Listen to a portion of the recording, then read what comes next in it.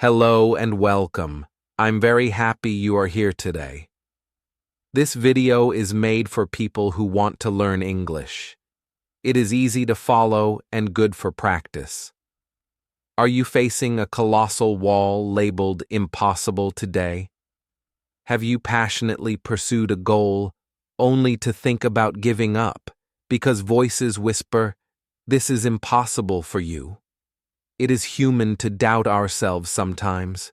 We may feel our dreams are too far away. But remember the heroes who changed the world. They were once ordinary people, just like you. So, what made them different? They had a fire of belief in their hearts. They were determined to reach their goals. They turned difficulties not into obstacles, but stepping stones to climb higher. In this video, we will share 23 life lessons from some of the world's greatest leaders, scholars, and artists. Their wisdom will show you that the word impossible is never the final truth. As you listen, follow the words on the screen. You can hear the correct pronunciation and see how sentences are made. If you don't know a word, pause and listen again. This is a great way to practice reading and listening. Step by step, you will grow more confident every day. Thank you for choosing Easy English Official. Now, let's begin this journey of inspiration and learning. Chapter 1. Son, Are You Really Trying? John Harold Johnson. His story begins in a small town where life was difficult, but hope was still alive. He was a young boy with big dreams, even when the world around him felt heavy. Every day he watched people fight to survive, and he learned that life was not easy. But he also learned that strength grows in hard places. He remembers the day the flood came like it was yesterday. The sky was dark, the wind was loud, and fear moved through the town like a shadow. People were running, shouting, holding their loved ones tight. It felt like the whole world was shaking beneath their feet. He was only 9 years old when the water rushed after them. His mother pulled him with all her strength, her hand gripping his arm like a lifeline. They ran with the crowd, hearts pounding, feet flying over the wet ground. Behind them, the water roared like a monster they could not stop. He learned something important in that terrifying moment. He learned that life is a race you cannot stop running. If you stop, even for a second, the flood catches you. If you keep moving, even slowly, you survive. This became the first lesson that shaped his future. He never forgot the fear in his mother's eyes that day. It was fear mixed with courage, fear mixed with love. She was afraid, but she did not stop running. She showed him that real strength is not the absence of fear. Real strength is moving forward anyway. As he grew older, he carried that memory everywhere. It became the fire inside him, pushing him to keep going. Every struggle reminded him of the flood behind him. Every dream reminded him of the levee ahead of him. He knew he had to keep running. He grew up poor, but he did not grow up weak. The world around him tried to tell him he was not important. But he refused to believe it. He believed he was meant for more, even when others could not see it. His belief became his greatest weapon.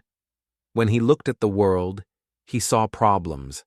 When others looked at the same world, they saw limits.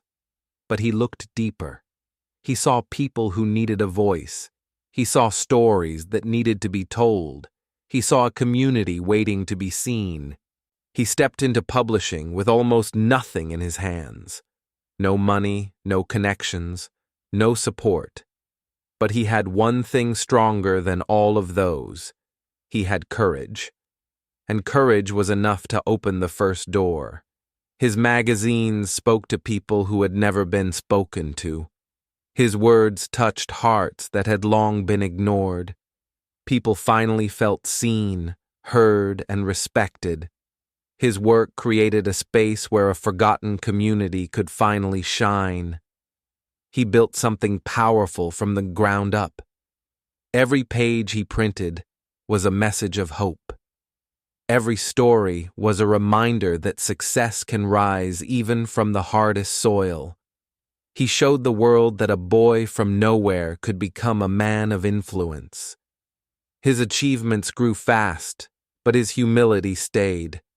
He never acted like a king, even when people called him one. He remembered where he came from. He remembered the flood, the fear, and the long run toward safety. Those memories kept him grounded. But behind all his success, there was someone even stronger, someone wiser, someone who shaped his heart long before the world knew his name. His mother was the quiet force who pushed him toward greatness. Her words became his compass. She always asked him the same question during his struggles. She would look into his eyes with love and seriousness. "Son, are you really trying?" she would ask softly. That question cut deeper than any lesson he learned in school. He always answered yes, but she asked again, "Are you really truly trying?" Her voice made him reflect on his actions, his effort, his discipline. It made him check his heart, not just his work. And every time he promised her he was. Only when she believed him would she give him her magical words. She would smile, nod, and say, "Then don't worry, son." Her tone was calm, full of peace, full of trust. She believed in him even when the world did not. She told him the secret that guided his whole life. If you are really trying, you will succeed. Her voice was sure, steady, and warm. She believed effort always leads to victory. Not today, not tomorrow, but someday. Her words taught him something powerful. Success is not about luck. It is not about talent. It is not about who you know. Success is about trying, really trying, with all your heart. Trying is the road that always leads somewhere. He carried that message like a shield. Whenever life hit him hard, he remembered her voice. When he failed, he remembered her smile. When people doubted him, he remembered her faith. Her belief protected him in every storm. He worked day and night, building his dreams one brick at a time. When things got hard, he pushed harder. When doors closed, he knocked again. When people said no, he created his own yes. His mother's belief lived inside every step he took. He became a man who refused to stop running. The flood from his childhood followed him as a reminder. The levee stayed ahead of him as a goal, and his mother's voice stayed beside him as strength. Together they formed the rhythm of his life. He learned the value of persistence, not perfect skill, not perfect knowledge, just persistence. The power to stand back up, the power to try again, the power to continue even when the world does not clap for you. His story teaches us a truth many forget. You only lose when you stop trying.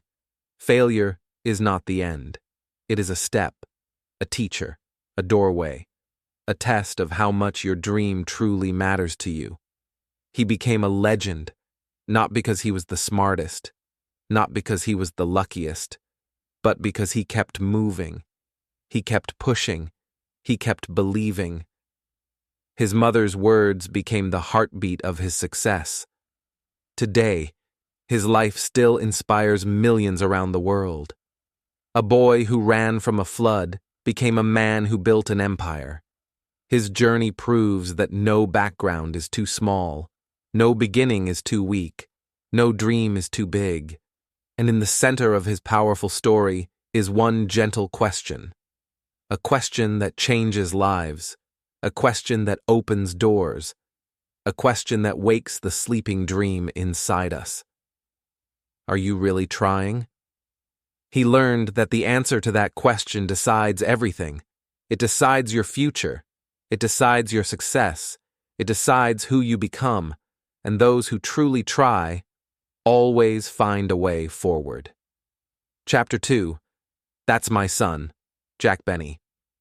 Jack Benny's story begins long before he became a legend of comedy. He did not start with jokes or laughter. He started with a violin in his hands and hope in his heart. His dream was simple: to make music that touched people. He played the violin with quiet passion, practicing with his friend Jack Eckhard. One played violin, the other played piano, and together they tried to create beauty. But beauty is not always enough to fill a theater. Many nights, no one came to watch them. The empty chairs felt louder than applause. The silence felt colder than failure. Each quiet night made him question his dream. He wondered if he was wasting his life chasing something that didn't want him. Sometimes he imagined going back home and working in the shoe store. His father owned it, and it was safe, simple, and predictable. Shoes never refused you. Shoes never judged you. Shoes never ignored your music. He felt torn between the life he wanted and the life he was expected to live. His violin was calling him forward, but his fears were pulling him back. The future felt heavy, uncertain, and painful. He didn't know which life to choose. One night, after another disappointing performance, he felt too tired to continue. His hands were cold, his heart was heavy, and his spirit felt small. He decided he was done with show business. He wanted to quit. He went home with a decision in his mind. He rehearsed the words he would say to his father. "I'm coming back to the shoe store," he thought. "I'll leave the stage behind me." He believed his father would be happy. When he told his father, he spoke softly but firmly. He expected his father to smile, to welcome him back, to say he was proud. But the father simply looked at him, quietly, gently, thoughtfully. His silence held more truth than words. The father did not tell him to quit. He did not tell him to continue. He did not push him either way. He understood that his son's heart was confused, and confusion needs clarity, not pressure. So he asked one simple question. He looked into his son's eyes and asked, "How much have you been practicing your violin, son?" The question struck like a soft arrow, not harsh, not cruel, but deeply honest. It made Jack look at himself. Jack lowered his head. Shame washed over him like cold water. He whispered, "I haven't been practicing, Father." The truth tasted bitter. He realized he had been dreaming of success without putting in real effort. His father smiled gently, with love that asked for nothing in return. He said, "That's my son." 4 simple words, but inside them lived a deep lesson. A lesson that would shape Jack Benny's entire life. He understood what his father meant. His father was saying, "You did not fail. You simply stopped trying." It was not a judgment. It was a soft mirror, showing him his own heart, showing him what he must fix before giving up. The father's words carried love, not disappointment. They carried hope, not blame. They encouraged honesty, not excuses. They reminded him that effort is the bridge between dreams and reality. Jack realized that he was ready to quit, not because he was beaten, but because he was tired. Tired of trying halfway. Tired of hoping without working. Tired of wanting without practicing. And that was not true defeat. Real defeat comes only when effort ends. Real failure happens only when we walk away from our own potential. His father's gentle smile reminded him of that truth. It awakened something strong inside him. He went back to his violin with new heart. He practiced with more focus, more discipline, more honesty.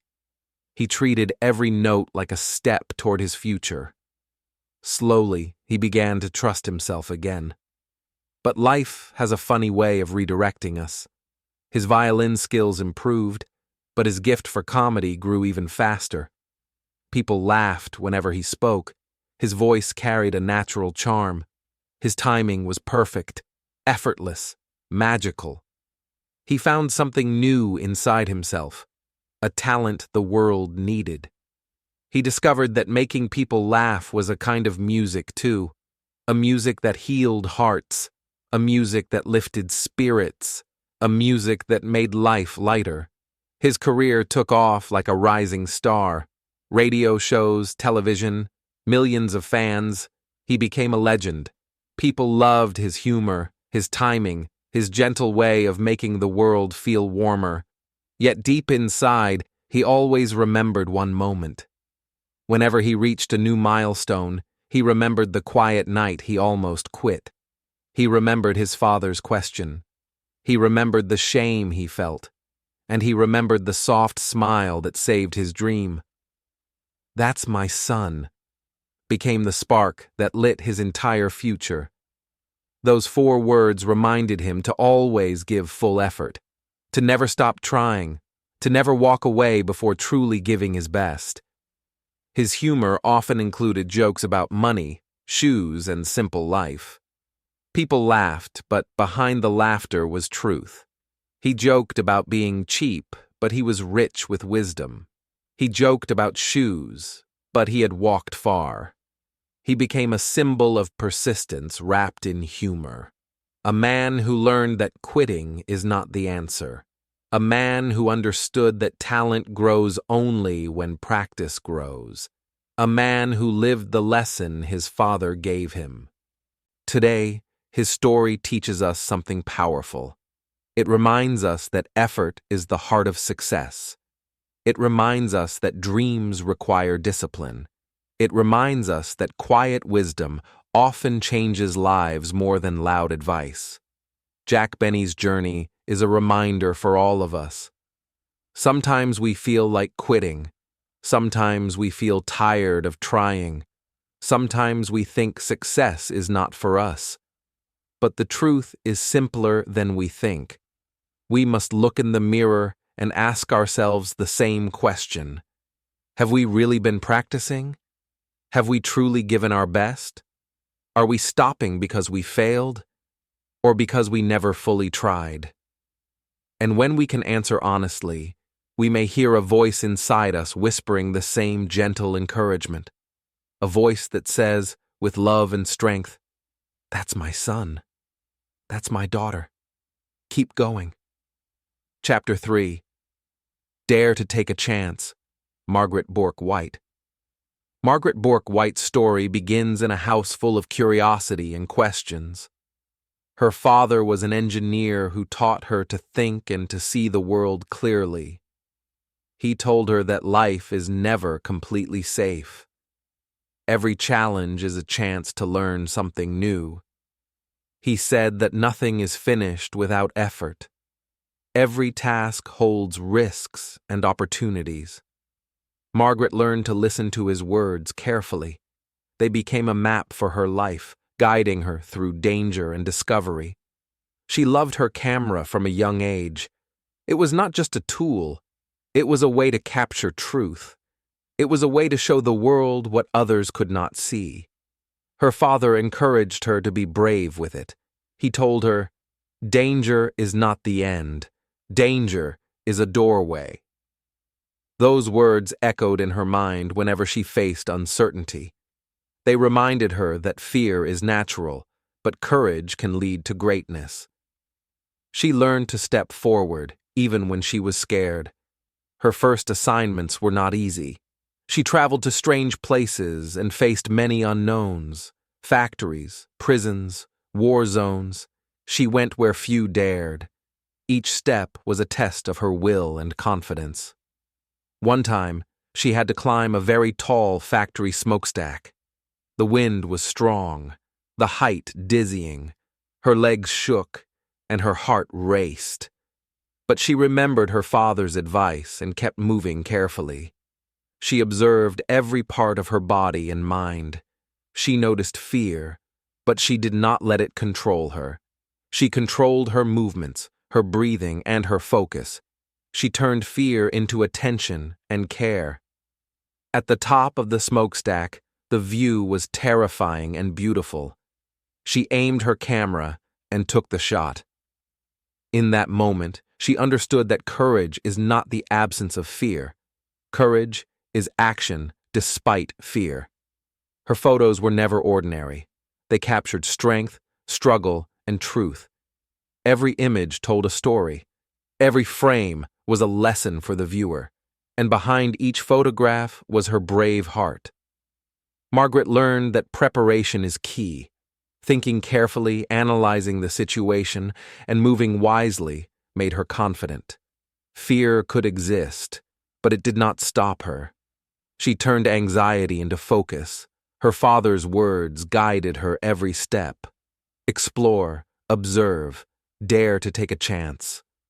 These 3 lessons became her life mantra. They helped her enter war zones and factories alike. They taught her to respect danger but not be paralyzed by it.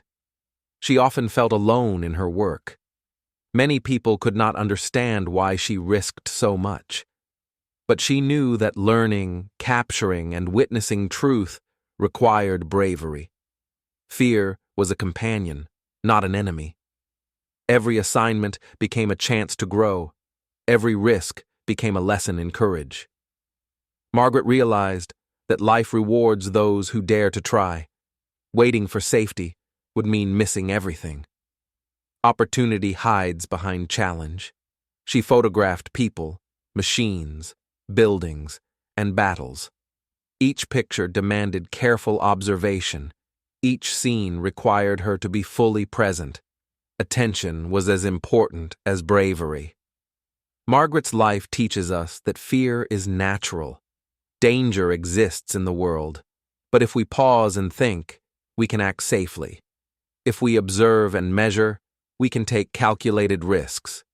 She climbed skyscrapers, observed disasters, and entered conflict zones. Her photographs documented history. They told stories that changed minds. And they were possible because she dared to take chances.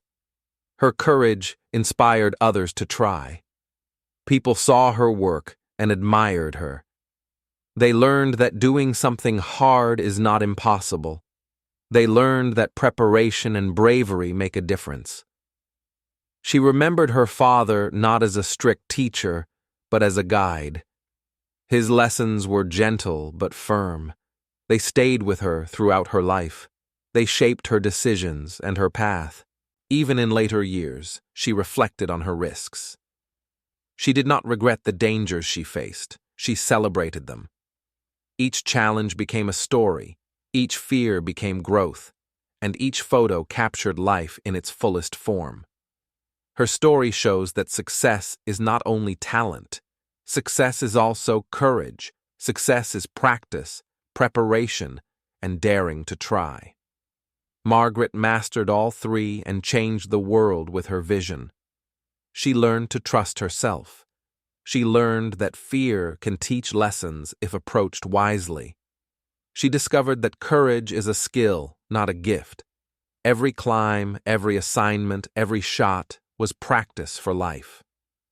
Her photographs remind us that life is vivid and sometimes dangerous. Beauty and risk coexist. Courage makes them possible. Fear becomes a teacher when we dare to act. Margaret Bourke-White's journey is a lesson for everyone. It tells us to step forward, to explore, and to dare. Comfort is safe, but comfort rarely brings greatness. Only risk teaches us who we truly are. Her father's advice was simple but powerful. Nothing is ever completed easily or in perfect safety. These words guided her. They built confidence, curiosity, and determination in her heart. When she looked at the world through her lens, she saw more than images. She saw opportunity, strength, and the power of courage. She dared to take a chance, and the world took notice. Her life proves that taking risks can lead to extraordinary achievements. Fear is not the enemy. Hesitation is. Moving forward, even carefully, transforms fear into accomplishment. Every young person can learn from her example. Observe, prepare, and dare. Face fear, but do not let it stop you. Every challenge is a door waiting to be opened. Margaret Bourke-White's story tells us one truth. Courage is learned, not born. Action in the face of fear builds strength. Opportunity rewards those who dare. The world changes for those who step forward. Her lens captured history, but her life captured a lesson. Bold action creates meaning. Fear cannot stop a heart determined to learn. Curiosity and courage together make impossible things possible. Chapter 4. Just Concentrate on the Job, Helen Hayes. Helen Hayes' journey began on stages filled with lights and applause. She loved acting from a very young age, but even a talented child felt fear and anxiety. Every performance carried pressure that sometimes felt unbearable. Before a big play, her heart would race and her hands would shake. Nerves came like a storm she could not control. Stage fright felt bigger than the stage itself. She wondered if she could ever overcome it. One evening, just half an hour before a famous play, her anxiety overwhelmed her completely. Tears filled her eyes, and she felt frozen in fear. She thought the audience would notice her trembling. She felt as though the performance might fail. Her father appeared backstage, calm and kind. He did not scold or panic. He understood her fear, yet he wanted to teach her something powerful. His presence was steady, like a lighthouse in a stormy night. He gently warned her about letting fear control her. Anxiety could destroy the work she had prepared. He said it was important to let worries remain behind. Only then could she do her best on stage.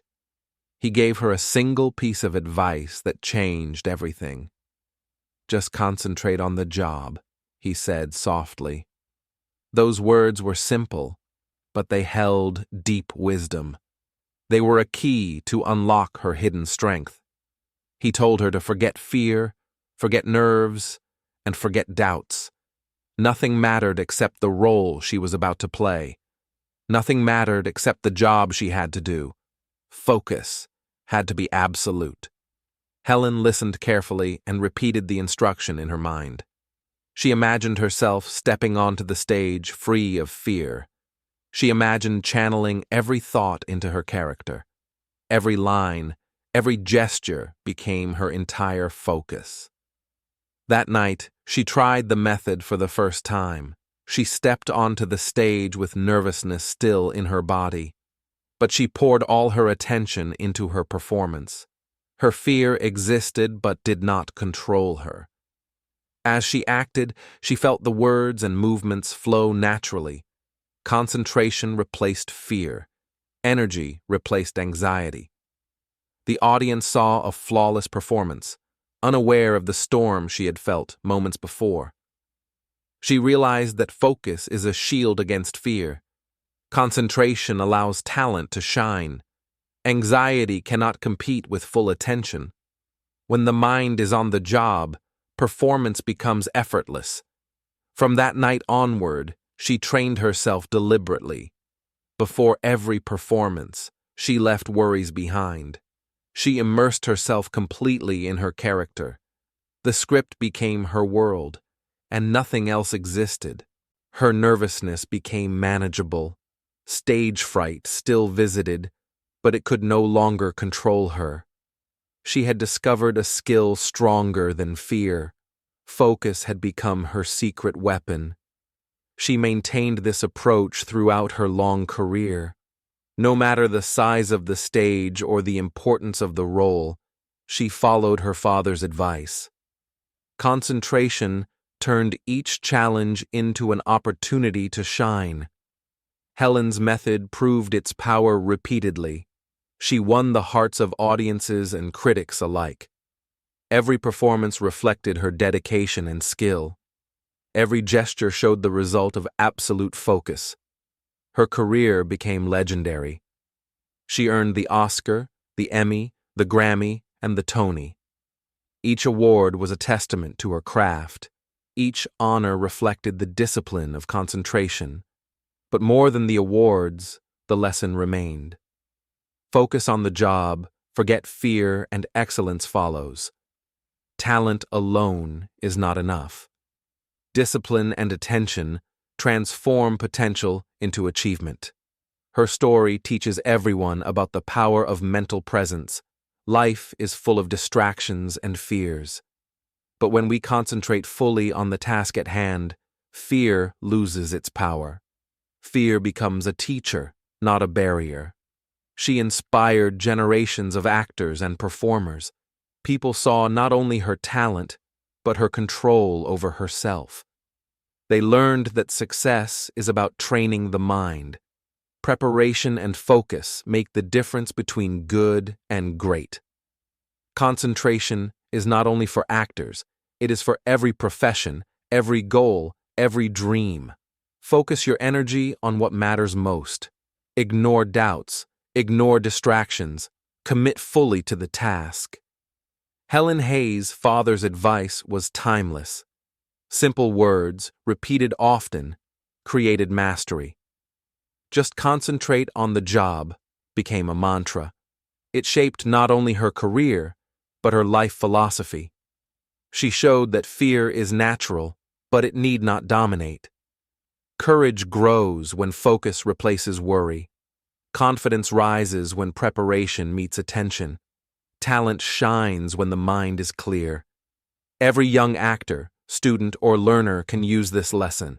Begin by directing all energy to the task before you. Leave fears behind. Work with full attention. Let the results follow naturally. Helen's story reminds us that small guidance can change a life. One sentence from a parent can create a foundation for greatness. One habit of concentration can shape decades of achievement. The stage was her classroom, her work, and her art. Each performance was practice, each mistake a lesson, each success a reward. And all of it began with one principle: concentration above all. In the end, she learned that anxiety is not failure, fear is not defeat, focus is power, dedication is freedom, and the job itself, done well, is the ultimate victory. Her life proves that discipline beats panic, calm attention beats worry, skill without fear grows stronger every day, and concentration allows ordinary people to do extraordinary things. Helen Hayes' story encourages everyone to act despite fear. Prepare, focus, and give your entire mind to the task. Fear may visit, but success belongs to those who concentrate. Excellence is always within reach. Chapter 5. Don't Anticipate Fear. Maurice Chevalier. Maurice Chevalier's life was filled with music, laughter, and applause. He charmed audiences in France and around the world. Yet behind the smiles, he often felt fear and worry. Anxiety followed him even in moments of success. Before important performances, his heart would race. Thoughts crowded his mind with what-ifs. What if he forgot his lines? What if people laughed at the wrong moment? These questions filled him with tension. Even at the peak of his fame, Chevalier could not escape worry. His talent was immense, but his mind often imagined dangers that were not real. Fear became a shadow that followed him everywhere. One day, he confided in a childhood friend. He explained how anxious he felt before every performance. He shared his dread of forgetting lines or disappointing audiences. He felt trapped by his own imagination. The friend listened quietly, without judgment. Then he offered a simple, life-changing piece of advice. "Maurice," he said, "don't anticipate fear. Wait until the real danger appears before reacting. The words were simple, yet revolutionary. They taught Chevalier that worry about the future is wasted energy. Stress over imagined dangers does not help. Only the present moment matters. Before, he spent days worrying about events that had not yet arrived. Weeks could pass with him replaying mistakes in his mind. His thoughts created obstacles before the real challenge even began. After his friend's advice, Chevalier tried something new. Whenever fear began to creep in, he paused and asked himself, "Is this really happening right now?" This question anchored him to the present. He learned that most fears exist only in imagination. Only in the moment of actual challenge does fear matter. Until then, anxiety is unnecessary. It only drains energy and focus. By focusing on the present, he could perform with clarity. His mind was no longer cluttered with imagined disasters. Instead, he gave full attention to his music, his acting, and his audience. Chevalier found freedom in this simple shift. Fear lost its power when he refused to anticipate it. Anxiety no longer dictated his mood. He discovered calm, even before stepping on stage. This approach allowed him to enjoy his work more fully. He played with confidence and charm.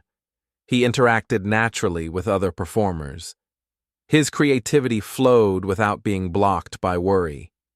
He realized that anticipation of fear is often worse than the actual event. Thoughts of failure can paralyze even the most talented.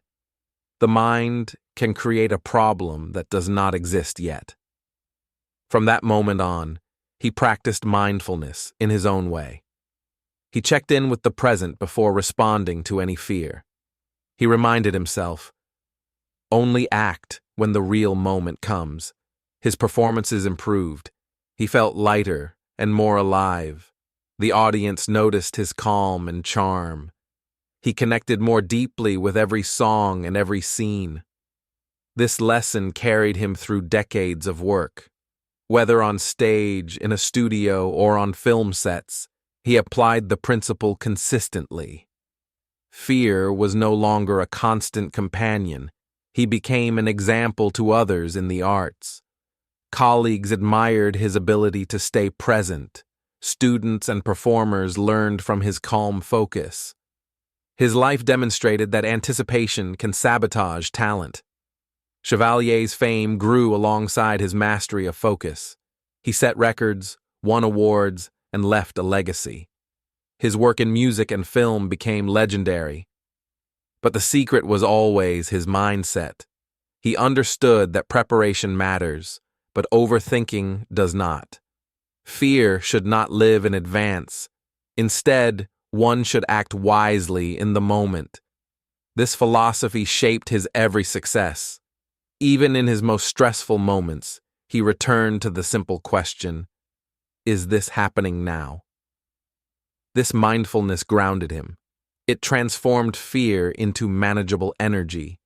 By not anticipating fear, he found courage he did not know he had. He learned to trust his skills, his training, and his instincts. Fear became a tool, not a trap. Maurice Chevalier's story teaches a timeless lesson. Worry about what might happen is wasted energy. Calm attention to what is happening now brings freedom and excellence. He discovered that living fully in the moment creates joy. Anxiety diminishes when we refuse to carry tomorrow's fears today. Life becomes lighter and creativity flows. The principle applies beyond performance. Every job, every challenge, every personal goal benefits from present focus. Stop imagining disaster and start acting now. His friend's simple advice changed a life. It turned fear into insight, worry into calm, and hesitation into action. One sentence reshaped decades of work and achievement. Maurice Chevalier reminds us that fear is only dangerous when we give it power. Anticipation is optional. Presence is essential. Master the moment, and fear becomes manageable. In the end, he thrived because he acted only in the present.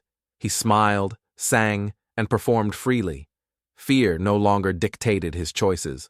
The world watched, and history remembered his courage. Chapter 6. Choose Your Own Goal. Johnny Weissmuller. Johnny Weissmuller's childhood was not easy. He was often sick and weak.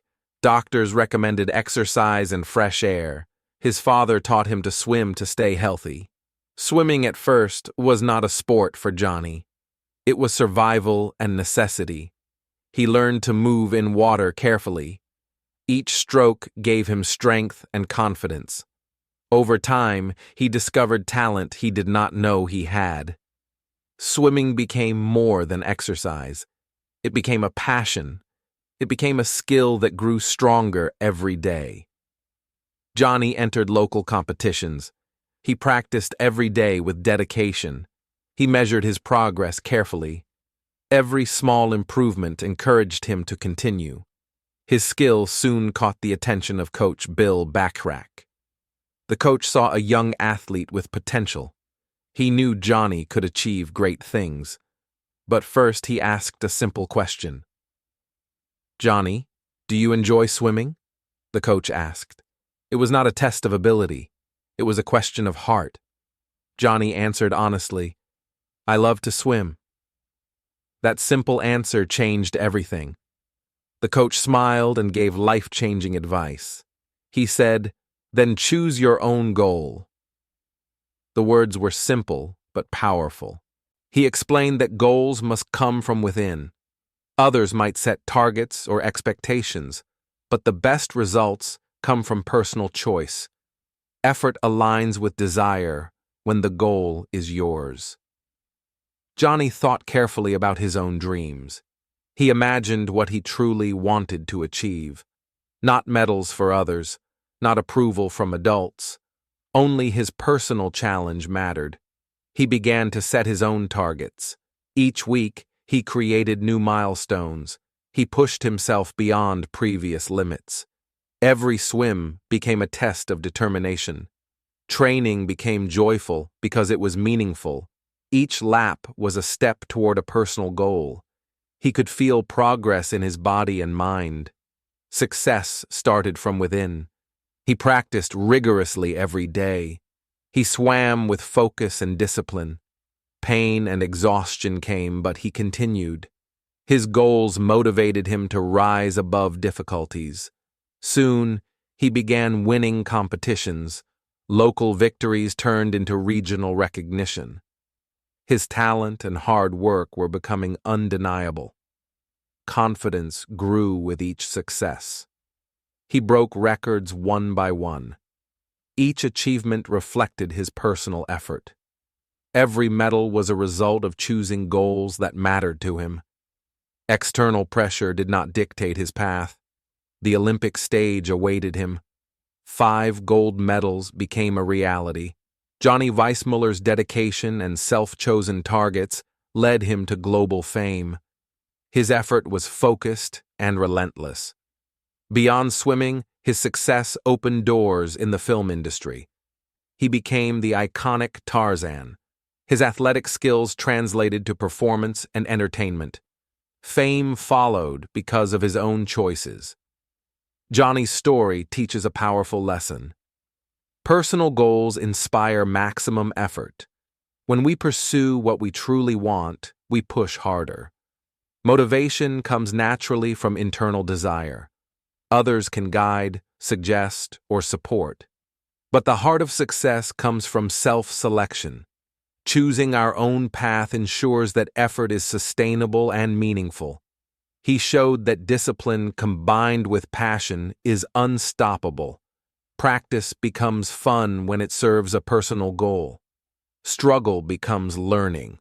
Challenges become opportunities. Even after achieving greatness, Johnny continued to set new goals. Improvement never stopped. Desire for growth drove him forward. Each target kept him motivated and alive. He inspired generations of athletes and performers. They learned that true success begins with choice. Goals imposed from outside do not carry the same energy. Internal desire fuels achievement. His life proves that clarity of purpose matters more than talent alone. Direction guides skill, passion fuels effort, choice determines focus and determination. Johnny Weissmuller's journey reminds us to ask ourselves, what do I truly want? The answer becomes our guiding star. It shapes our daily effort, our training, and our life path. By choosing our own goals, we take control of our destiny. We commit fully because the goal belongs to us. Motivation grows naturally. Success becomes achievable. The lesson is timeless. Do not follow only the expectations of others. Look inward, find the goals that excite your heart, then work tirelessly to reach them. Johnny's story shows that personal choice creates excellence. Talent plus dedication plus self-selected goals equals extraordinary achievement. He proved it in swimming, in film, and in life. Every young person can follow this principle. Decide what matters to you, set clear targets, train with full focus. Let personal choice guide your effort. Success belongs to those who choose wisely. Happiness comes when goals reflect our true desires. Effort becomes joyful, meaningful, and unstoppable, and the journey itself becomes a reward. Chapter 7. Read with a Purpose. Herbert Stanley Morrison. Herbert Stanley Morrison grew up in a humble home. His family had little money. School ended early for him at age 14. Work became his responsibility, but books became his escape. Without formal education, reading became essential. Libraries were his classrooms. Books were his teachers. Every evening, he would immerse himself in learning. He noticed a man at the library who read incredibly fast. This elder seemed to absorb every word effortlessly. Morrison was amazed and curious. He wanted to learn the secret. One day he approached the man politely. "Sir," he asked, "how do you read so quickly? I cannot do it." The man smiled gently. He offered Morrison a simple principle. "Do you read with a purpose?" the elder asked. "When I open a book, I know exactly what I want. I seek knowledge I need, nothing more, nothing less." He explained that effective reading is not random. Focus on specific knowledge. Avoid wasting time on unrelated details. Read only what serves your goal. For example, if the goal is to learn about the French Revolution, focus only on its economic effects. Ignore background stories that do not serve that purpose. Every word must be useful. Gathering knowledge is like filling a basket carefully. Do not collect everything blindly. Choose what is important. Only the right pieces make understanding complete. Morrison reflected on this advice. He realized he had been reading without direction. He often wasted hours on unnecessary details.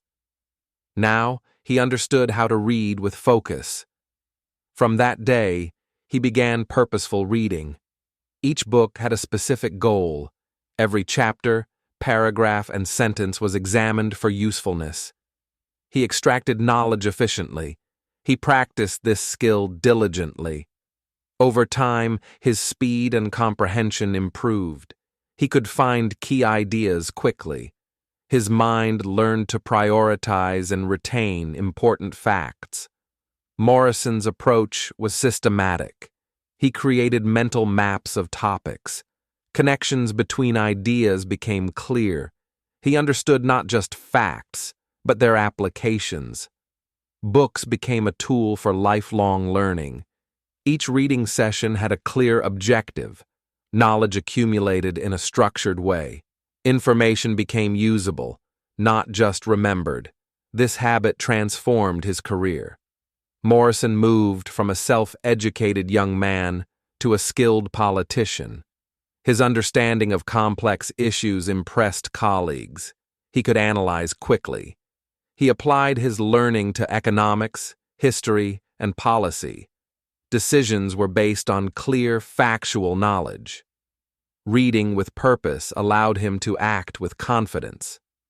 Morrison's focus gave him an advantage over others. Many relied on memory alone. He relied on analysis and understanding. Reading became a competitive edge. He also shared this wisdom with others. Students, colleagues, and friends learned from his method. Purposeful reading became a standard for effective learning. Through this approach, he mastered politics and leadership. He became a member of Parliament and Deputy Prime Minister. His knowledge and clarity impressed many. Every problem he faced, he approached systematically. Relevant information was extracted from trusted sources. Irrelevant details were ignored. Decision-making became precise. He realized that reading without purpose wastes time. Knowledge must be actively sought. Extracting exactly what is needed builds wisdom. Random reading creates confusion.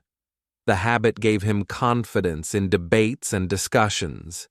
He could support arguments with facts. He could persuade others with clarity.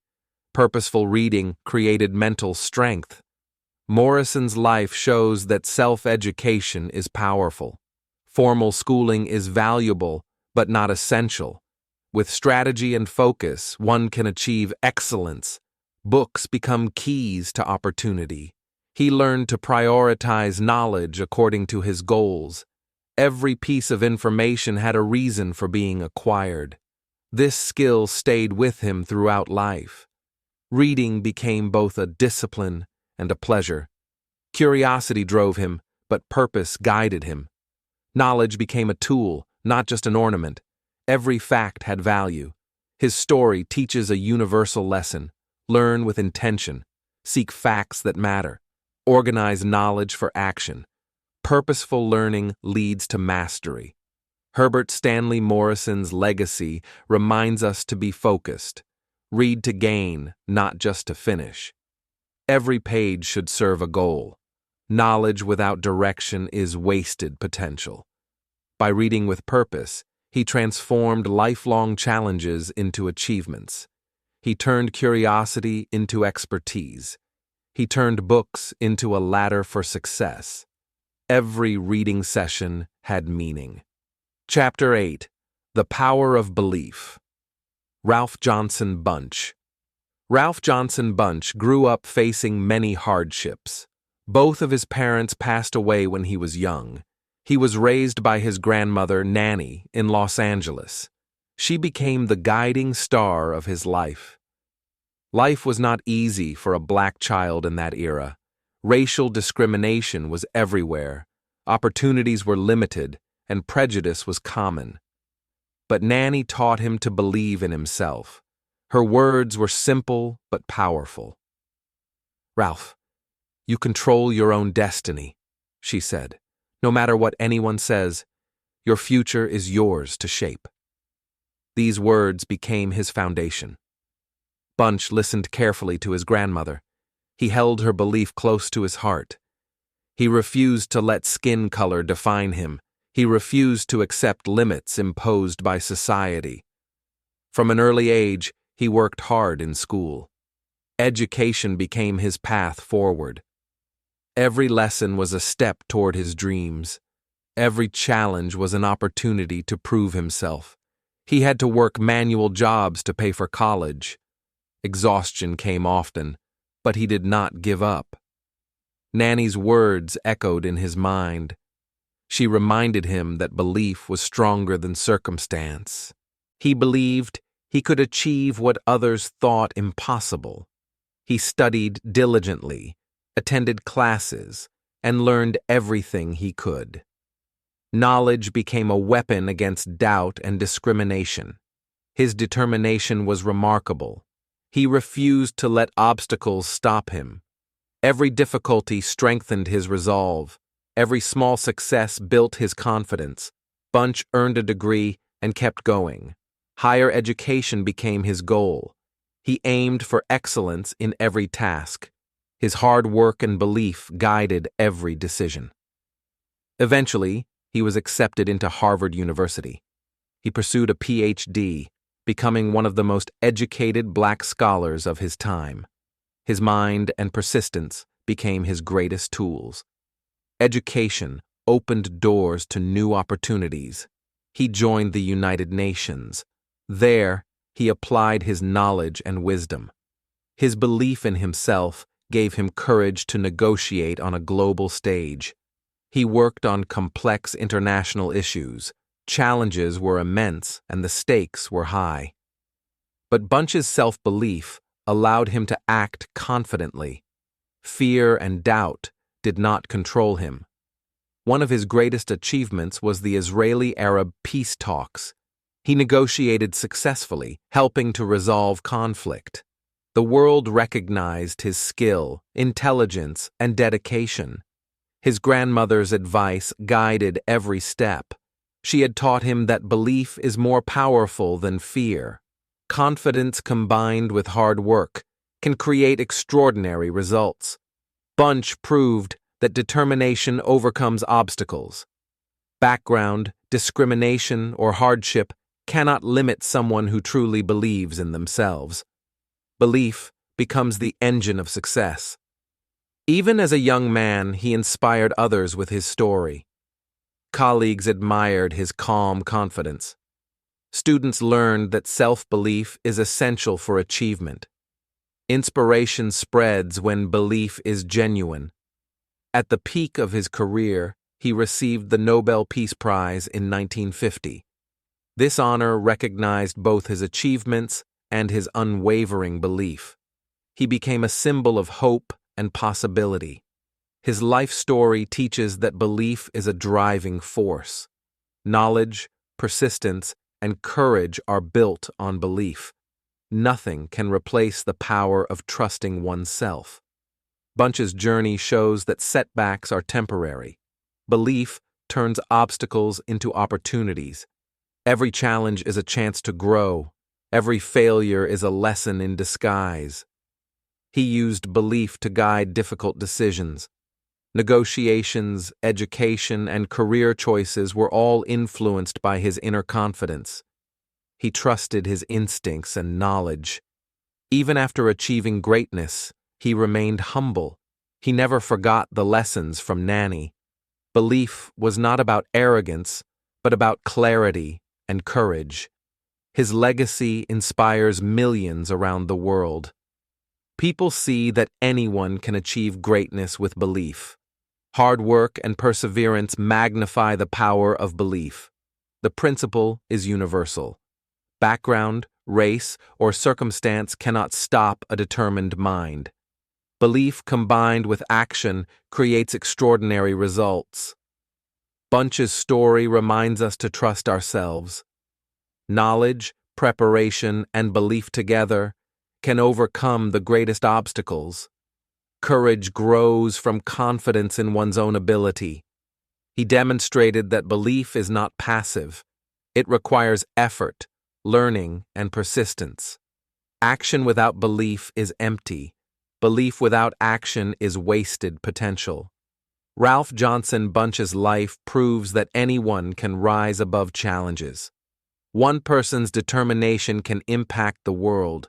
Self-belief is the first step to extraordinary achievement. The lesson from his story is timeless.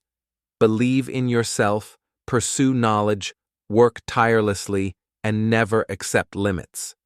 With belief, the impossible becomes possible. Chapter 9. The Stumbling Block or the Stepping Stone, Estes Kefauver. Estes Kefauver dreamed of a political career from a young age. He studied hard and trained in law. Politics called to him as a path to serve. Ambition and determination guided every step. Early in his political journey, obstacles appeared quickly. Critics, rivals, and harsh words challenged his confidence. At times, he felt discouraged. The path seemed steep and unyielding. He remembered the advice of his grandfather. Wise words often echoed in his mind. One phrase stood out above all others. It would shape his approach to every difficulty. Grandfather said, "Son, life will place rocks in your path. You can view them as stumbling blocks or stepping stones." This simple metaphor held a powerful lesson. A stumbling block is an obstacle that stops progress. A stepping stone is a chance to rise higher. The same rock can be either. Perspective determines the outcome. Kefauver began to examine challenges differently. Criticism was no longer a burden. Opposition became insight. Every attack contained a lesson to strengthen his resolve. Instead of despairing over difficulties, he asked, "How can I use this to improve?" Each obstacle became a tool. Each failure became a teacher. Growth emerged from challenge. He worked on weaknesses identified by rivals. Mistakes were analyzed and corrected. He trained harder, learned more, and improved his skills. Adversity became fuel for achievement. Political debates were daunting, but Kefauver stayed focused. Every question and critique tested his knowledge. Every test offered an opportunity to demonstrate competence. He refused to complain or feel sorry for himself. Complaints solve nothing. Action and reflection create results. Step by step, he converted struggle into progress. Obstacles no longer seemed insurmountable. Each criticism became a stepping stone. Every setback offered a lesson. Every failure contained a hidden advantage. He gained confidence from small victories. Each corrected error strengthened his expertise. His reputation grew steadily. People noticed his resilience and intelligence. Kefauver's grandfather's words became a guiding principle. Rocks on the path were not enemies. They were opportunities to reach new heights. Attitude transformed potential failure into success. He applied this principle in debates, campaigns, and public service. Even harsh words became useful. Each negative moment sharpened his judgment. Every hurdle shaped his political acumen. He learned patience in the process. Success does not come instantly. The journey is filled with tests. Each test can be turned into a stepping stone. Kefauver's political career flourished. Years of persistence paid off. He became a respected legislator and senator. His resilience inspired colleagues and citizens alike. He never feared obstacles again. Criticism no longer discouraged him. Problems became challenges to overcome. Rocks became a ladder to rise higher. Even personal setbacks were reframed positively. Mistakes in strategy, debates, or decisions were analyzed. Lessons were extracted. Each setback contributed to growth. This mindset became his secret weapon. Where others saw failure, he saw opportunity. Where others hesitated, he advanced. His career reflected wisdom in action. He demonstrated that perspective shapes results. The world cannot control obstacles. One's response determines the outcome. Rocks can block or elevate, depending on choice. Kefauver's life teaches a universal lesson. Challenges are inevitable. Success depends on perception. Transform stumbling blocks into stepping stones. His approach fostered continuous learning. Each political battle became a lesson. Knowledge and skill accumulated steadily. Experience reinforced confidence and courage. Obstacles are unavoidable, but despair is optional. Choice is the power we hold. How we interpret adversity defines our path. Every challenge can be a step upward. He achieved distinction through effort and mindset. Every achievement reflected resilience. Every recognition honored perseverance. His success was built on strategic perspective. Estes Kefauver proves that obstacles are opportunities. Life is full of rocks in the path. We choose whether they stop us or lift us. Every challenge can become a stepping stone. Chapter 10. Performance to a Standard. Roy Chapman Andrews. Roy Chapman Andrews loved exploring from a young age. The seas, forests, and wildlands fascinated him. He dreamed of adventure and discovery. Every moment, he imagined new worlds to uncover. After college, he wanted to join the American Museum of Natural History. He wrote a sincere letter to the director. He admitted he was a fresh graduate. But he promised eagerness to work hard. The museum director agreed to an interview. Andrews hoped for an expedition role. He dreamed of traveling and studying wildlife. But reality was different than he imagined. The director had no openings for researchers. No positions for explorers were available. But he asked Andrews a question. "Would you clean our storage rooms instead?" Andrews felt surprised but did not despair. He accepted without hesitation. "Yes, I will do it," he said confidently. "I will perform to the highest standard possible." The director admired his resolve. He hired Andrews immediately. This small job was the first step in his career. Every journey begins with a single action. Andrews began working diligently. He swept every corner thoroughly. He cleaned and organized every item. Even the smallest detail mattered to him. He polished floors, dusted shelves, and handled objects carefully. His commitment impressed the staff. People noticed his work ethic. Excellence in small tasks speaks loudly. His consistency and effort did not go unnoticed. The director observed his dedication. Slowly, opportunities began to appear. High performance always attracts attention. Andrews was promoted to assistant researcher. The museum trusted him with more responsibility. Each success came from doing his best. No shortcut could replace hard work. He participated in expeditions over time. From storage rooms to deserts and jungles, he proved his ability. Every task received full effort. Standards mattered more than the size of the task. He faced challenges in wild terrains. Dangerous animals, harsh weather, and unknown lands tested him. Yet the discipline learned in the museum guided him. Small tasks prepared him for greater trials. Andrews meticulously documented discoveries. Every fossil, artifact, and sample was handled with care. Attention to detail became his hallmark. Quality work led to credibility. He showed that performance is a habit. Excellence is not occasional, it is consistent. Even menial jobs deserve attention.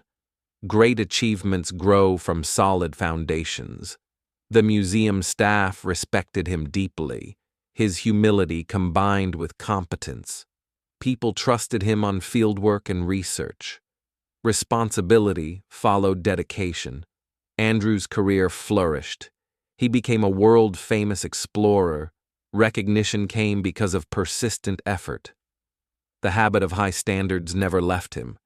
He traveled across Asia, studying dinosaurs and prehistoric fossils. Each expedition demanded courage and skill.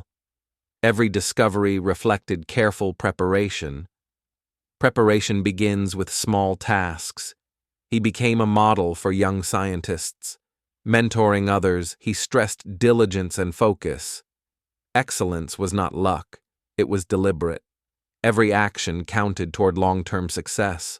Andrews' life proves a key lesson. Every job, no matter how small, deserves full effort.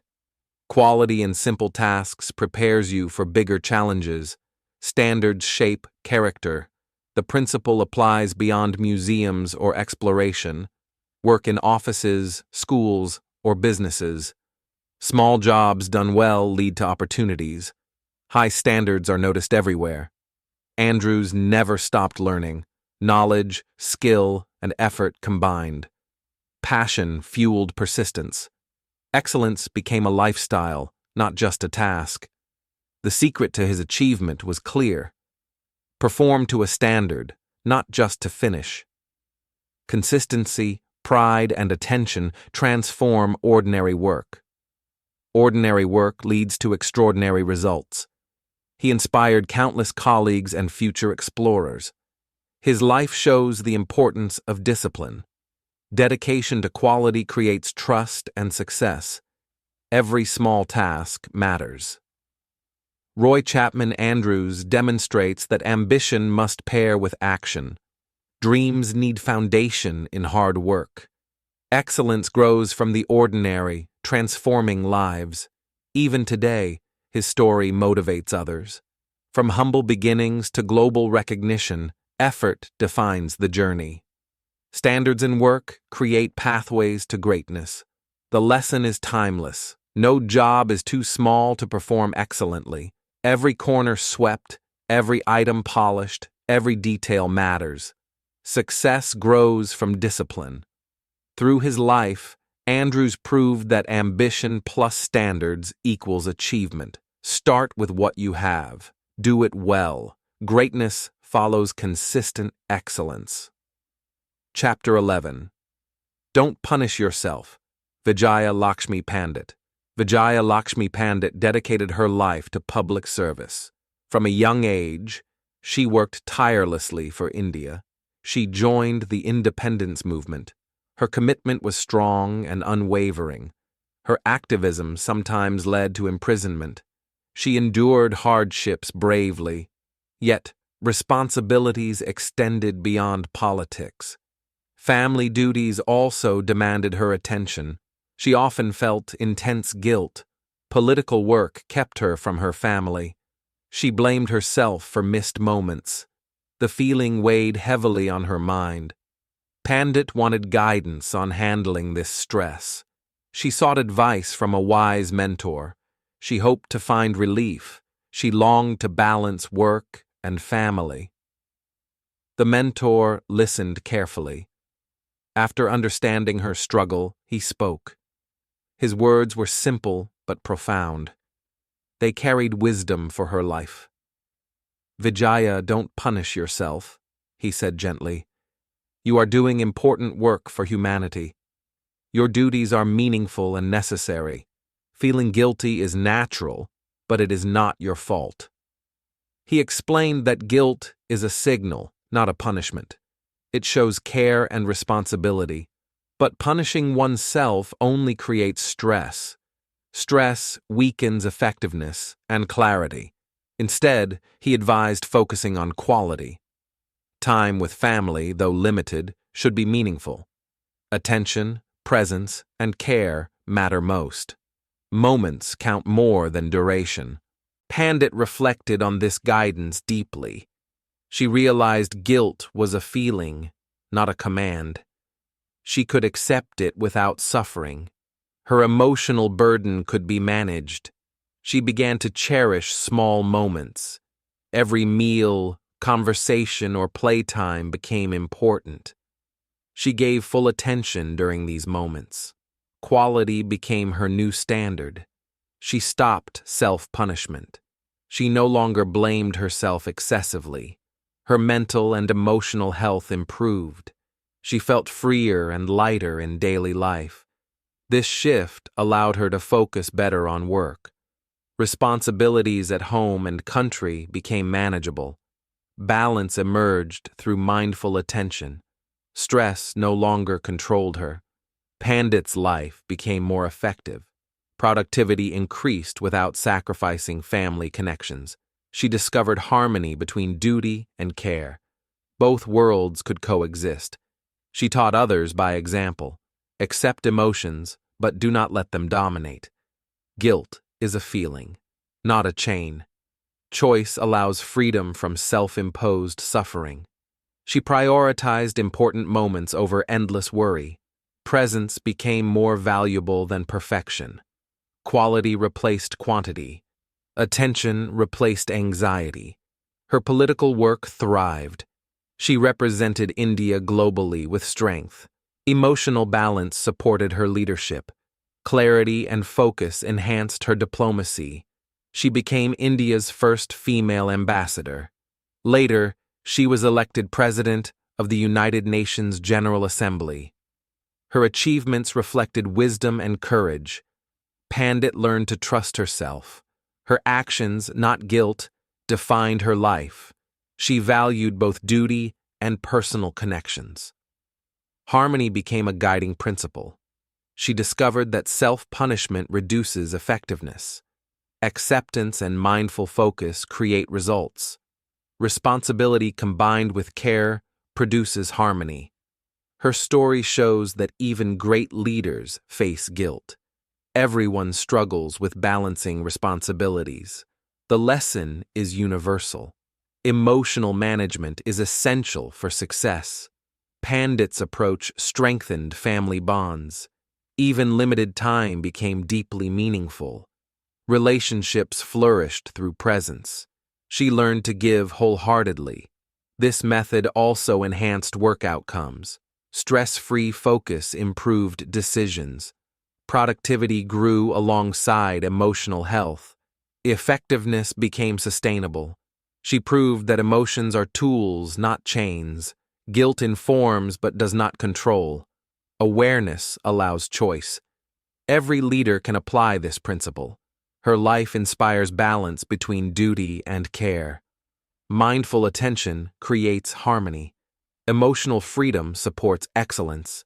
Leadership requires inner peace. The lesson is clear: accept guilt, but do not punish yourself. Focus on what you can control. Make every moment meaningful. Quality over quantity leads to fulfillment. Vijaya Lakshmi. Pandit's journey teaches resilience. Balance strengthens both work and family. Mindful focus transforms stress into growth. Her wisdom guides generations. Through her life, she showed a path to harmony. Duty and personal care can coexist. Acceptance and mindful presence bring peace. Guilt can inform, but never define life. Chapter 12. You must look to find the way. Elsa Schiaparelli. Elsa Schiaparelli loved fashion from a young age. She admired the beauty of clothes and creativity. But she had no formal training. Many designers around her were highly trained. She moved to Paris to explore opportunities. The city was full of artists and designers. She felt both inspired and intimidated. Experience seemed to separate her from success. Elsa often doubted herself. She compared her work to others. Self-doubt sometimes paralyzed her efforts. She wondered if she could ever make her mark. Despite the challenges, she kept trying. Passion for fashion fueled her persistence. Every sketch and design carried her heart. She refused to give up entirely. One day she sought advice from a wise mentor. She spoke about her struggles openly. She shared her fears about lack of experience. She hoped to find clarity and direction. The mentor listened patiently. After hearing her, he spoke words of wisdom. "My daughter, you must look to find the way," he said. "Obstacles are not walls. They are signs pointing the path forward." Elsa reflected on this deeply. She realized that difficulties were guidance. Challenges indicated which paths to pursue. Problems could become tools for growth. Her mentor's advice changed her approach. She began observing carefully. Every setback, every limitation became a lesson. She looked for ways to turn weaknesses into strength. Elsa stopped trying to copy others. Conventional designs no longer inspired her. Instead, she explored bold, creative ideas. Uniqueness became her new focus. She created fashion that shocked and amazed. Surrealism became a part of her designs. Hats shaped like shoes, gowns with skeleton motifs, and bold colors appeared. Her work was original. The world began to notice her creativity. Critics and fashion lovers admired her courage. She challenged traditional norms with every piece. Innovation became her signature. Elsa's persistence brought her fame. She became one of the leading designers in the world. Even Coco Chanel recognized her talent. Competition fueled her drive rather than fear. She transformed fear of inadequacy into creativity. Lack of training became her strength. She experimented freely without constraints. Limitations no longer held her back. Each design taught her more about her potential. Every failure carried a lesson. Instead of discouragement, Elsa embraced challenges. They became stepping stones to success. She encouraged herself to keep searching. Opportunities were hidden in difficulties. Every problem offered a new perspective. Solutions often lay in careful observation. Elsa became a pioneer of fashion. She integrated art into clothing. She combined imagination with skill. Her designs told stories that captivated audiences. She learned to trust her instincts. Her eyes searched for the right path. Even small hints from failures guided her. Each step became intentional and meaningful. Creativity became her compass.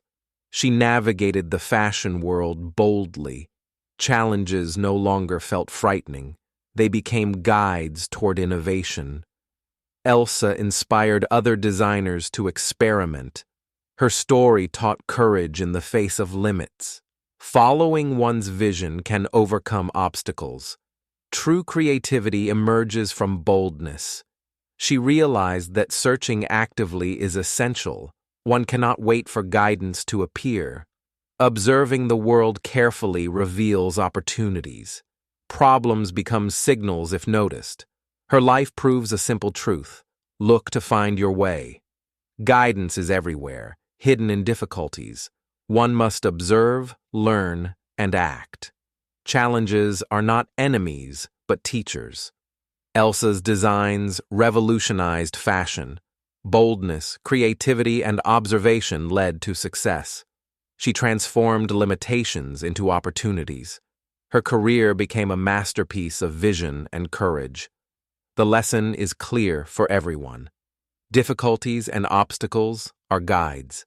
Observe them, learn from them, and move forward. Every challenge holds a secret path. Even when feeling uncertain, keep looking. Searching actively brings solutions. Challenges illuminate the road ahead. Every obstacle points to possibility. Her story reminds us to embrace difficulties. Look for lessons hidden in setbacks. Obstacles are clues to unique paths. Persistence and observation lead to success. Elsa Schiaparelli teaches a powerful lesson. Life gives hints, not handouts. Finding the way requires courage and attention. Obstacles become stepping stones to greatness. Chapter 13. The Problem of Misunderstanding. Humphrey Francis Ellis. Humphrey Francis Ellis loved words from a young age. He became a well-known British author. His writing was clever and satirical. He brought humor into serious topics with skill. Despite his talent, misunderstandings occurred. In personal conversations, people often misread him. Words that were clear on paper caused confusion. This puzzled Ellis deeply. He observed human communication closely. People struggled to express intentions accurately. Even polite words sometimes obscured meaning. Misunderstanding was common everywhere. Ellis decided to find a solution. He wanted to make communication precise. His research began with simple observation. He watched patterns in speech and writing carefully. He noticed people often used vague terms. Words like possibly or I think appeared frequently. These words seemed harmless but caused misinterpretation. Listeners often guessed the wrong meaning. Even phrases like a little bit led to confusion. Humility or politeness backfired in clarity. The speaker's intent was lost. Ellis wanted language to be precise and useful. He remembered advice from his former teacher. This teacher was an expert in word choice. Accuracy and clarity were central to his lessons. Ellis sought guidance once more. The teacher offered simple, powerful advice. If you want to avoid misunderstanding, focus on 2 minimal necessities, he said. These rules were easy but effective. The first rule was to be specific. Communicate your intent clearly. Avoid vague statements or guesses. Words should convey purpose decisively and simply. The second rule was to verify meaning. Always check that listeners understand correctly. Do not assume interpretation is automatic. Ensure there is no ambiguity in communication. Ellis applied these lessons immediately. He changed how he wrote and spoke. Ambiguous phrases were removed from his vocabulary. Every word was chosen with purpose. In conversations, he slowed down. He thought before speaking. He asked questions to confirm understanding. Listening became as important as speaking. Writing also improved significantly. Sentences became clear and precise. Readers could understand exactly what he meant. Humor and satire were preserved without confusion. Ellis's work gained new respect. Colleagues and readers noticed the difference. Misunderstandings decreased significantly. His reputation as a clear communicator grew.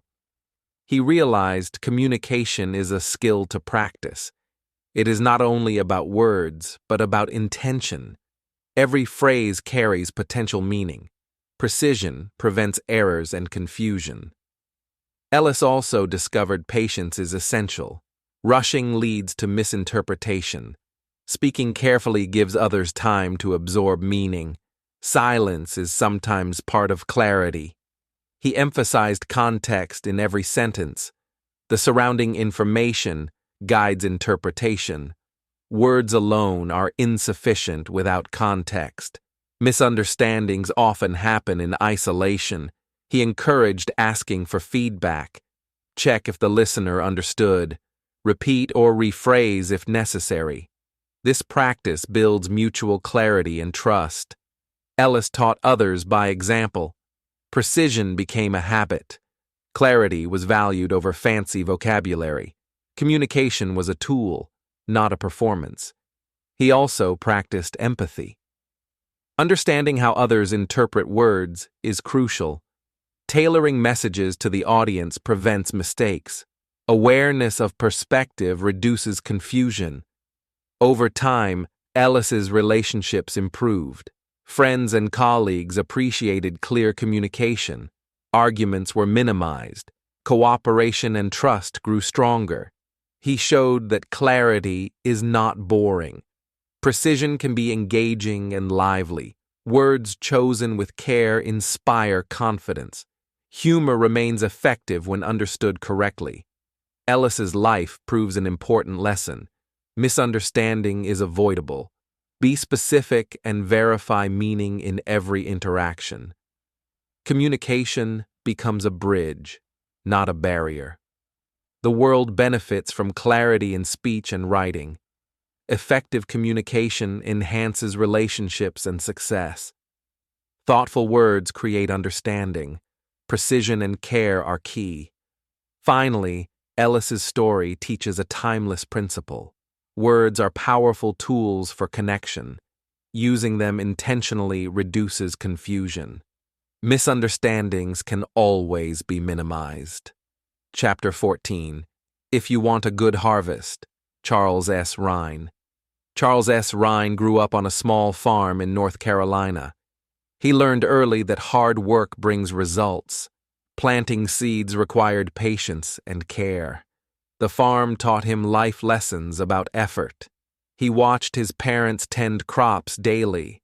They worked long hours under the sun. Their diligence produced a steady harvest. Charles admired the connection between work and outcome. Even as a child, he understood responsibility. Neglecting tasks led to poor results. The weeds and harsh weather punished laziness. Success required consistent attention. When Charles moved to the city, he studied law. The lessons of the farm stayed with him. He compared legal work to farming carefully. Preparation and persistence were both essential. His grandfather often gave advice. "If you want a good harvest, plant good seeds," he said. "Care for them daily. Neglect will ruin even the best seeds." These words shaped Charles's mindset. The principle was simple but powerful. Effort over time produces results. Laziness and neglect bring failure. Success is never instant, but grows gradually. Charles applied this philosophy to his studies. He prepared for exams with the same diligence as planting crops. He studied fundamentals carefully every day. Repetition and attention ensured mastery. In his early legal work, he treated each case like a field. Planting good seeds meant careful preparation. Understanding the law was the foundation of success. Daily effort nurtured his knowledge. Small details received close attention. Research, notes, and strategy were his tools. Tenacity shaped his growth and abilities. Neglect had consequences even in law. Overlooking details could lead to lost cases. Rhine understood the connection clearly. Carelessness was like weeds choking crops. By focusing on daily progress, Charles improved steadily. Each case taught him new lessons. His skills became sharp and reliable. The harvest of his labor began to show. He never rushed the process. Patience was as important as effort. Each small step built toward larger achievements. Slow, steady work brought lasting success. Even setbacks became part of his learning. Mistakes were lessons for improvement. He refined strategies and corrected errors. Each difficulty was a chance to grow. Charles's approach was systematic. Daily preparation became a habit. He measured progress carefully. Each stage of work built on the previous. In the courtroom, his diligence showed. Every case was carefully planned. Arguments were precise and evidence well prepared. Clients and judges recognized his competence. He compared legal victories to harvested crops. Careful preparation produced success. Skipping steps or rushing led to failure. The farm analogy guided his professional life. Charles encouraged others to adopt this mindset. Effort and attention to detail lead to achievement. Neglect and shortcuts only reduce results. Hard work is always rewarded eventually. Even as president of the American Bar Association, he maintained this ethic. Daily discipline remained his core principle. Every legal task received careful attention. Excellence was non-negotiable. He believed long-term success required patience. Planting and nurturing over time created meaningful results. Quick gains without effort were empty. Consistent action mattered most. Charles often reflected on his grandfather's words. The metaphor of seeds and harvest guided decisions. Life, like farming, requires persistence. Results grow slowly but surely. He taught that preparation and tenacity are inseparable. Daily effort ensures mastery over time. Discipline builds strong foundations. Laziness prevents growth in any field. Rhine's journey shows how mindset shapes outcomes. Focus, persistence, and care lead to rewards. Every day counts in building a strong future. Success is cultivated, not accidental. He inspired young lawyers to work diligently. Effort over time yields excellence. Small, consistent steps bring remarkable results. Patience and persistence are powerful allies. Even outside law, the lesson applies universally. Any field requires planting good seeds and nurturing them. Consistent effort ensures a fruitful outcome. Neglect will never lead to success. Charles S. Rhine's life proves a timeless truth. Hard work, discipline, and attention create results. Success is a harvest of persistent effort. Daily diligence is the key to achievement. The lesson is simple. Start well, work daily, and stay patient. Avoid shortcuts and neglect. Prepare carefully, act consistently, and monitor progress. The harvest will come. Chapter 15. You Cannot Afford a Wrong Breath. Aaron Copland. Aaron Copland was a young boy fascinated by music. He would listen to melodies with great focus. Every note seemed alive to him. Music became his world and his passion. He began learning piano at an early age. Practice required patience and concentration. Mistakes were noticeable and corrected immediately. Precision became a habit in his daily routine. Copland understood that music is exacting. One wrong note could disrupt the harmony.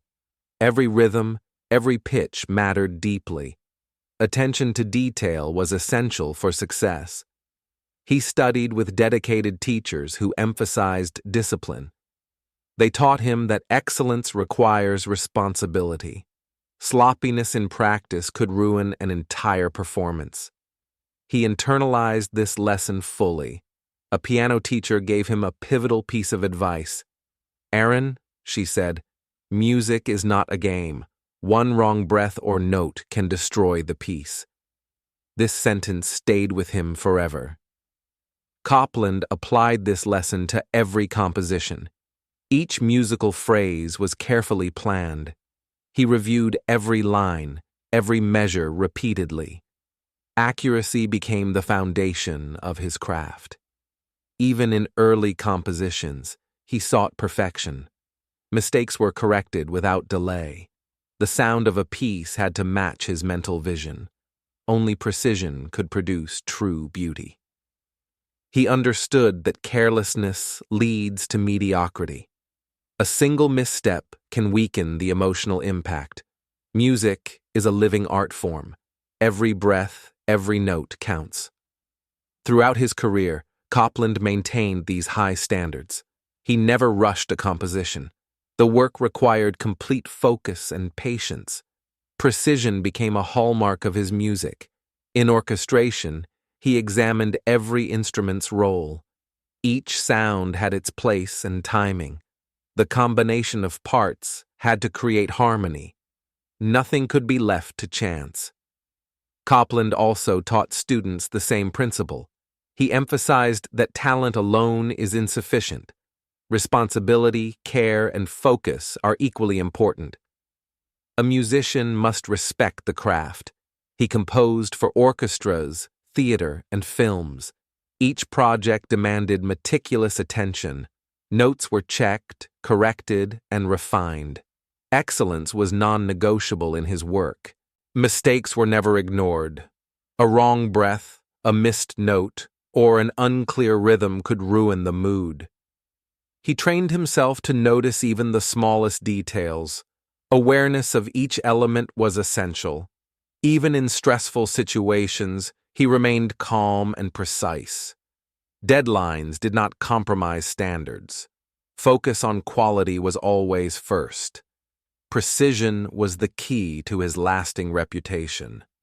He often reminded himself that music communicates emotions. Imperfections could distort feelings. Every sound contributes to the listener's experience. Responsibility to the audience was paramount. His compositions became celebrated worldwide. Orchestras performed them with admiration. The clarity, precision, and structure were evident. Listeners felt the care behind every note. Copland's meticulous approach inspired many musicians. They learned that dedication and focus bring excellence. Talent combined with discipline produces mastery. Effort and precision shape lasting success.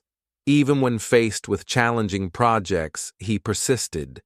Complex scores were dissected and perfected. He respected the process as much as the outcome. High standards guided his every decision. He understood that shortcuts are dangerous in music. A minor oversight can escalate into a major flaw. Every phrase must be correct from the start. Discipline ensures integrity of the composition.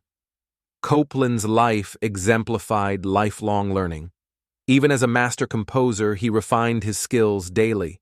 He maintained humility and curiosity. Precision and care were never compromised. The lesson is universal. Any craft requires respect. Care, focus, and responsibility create excellence. Mistakes avoided through diligence elevate results.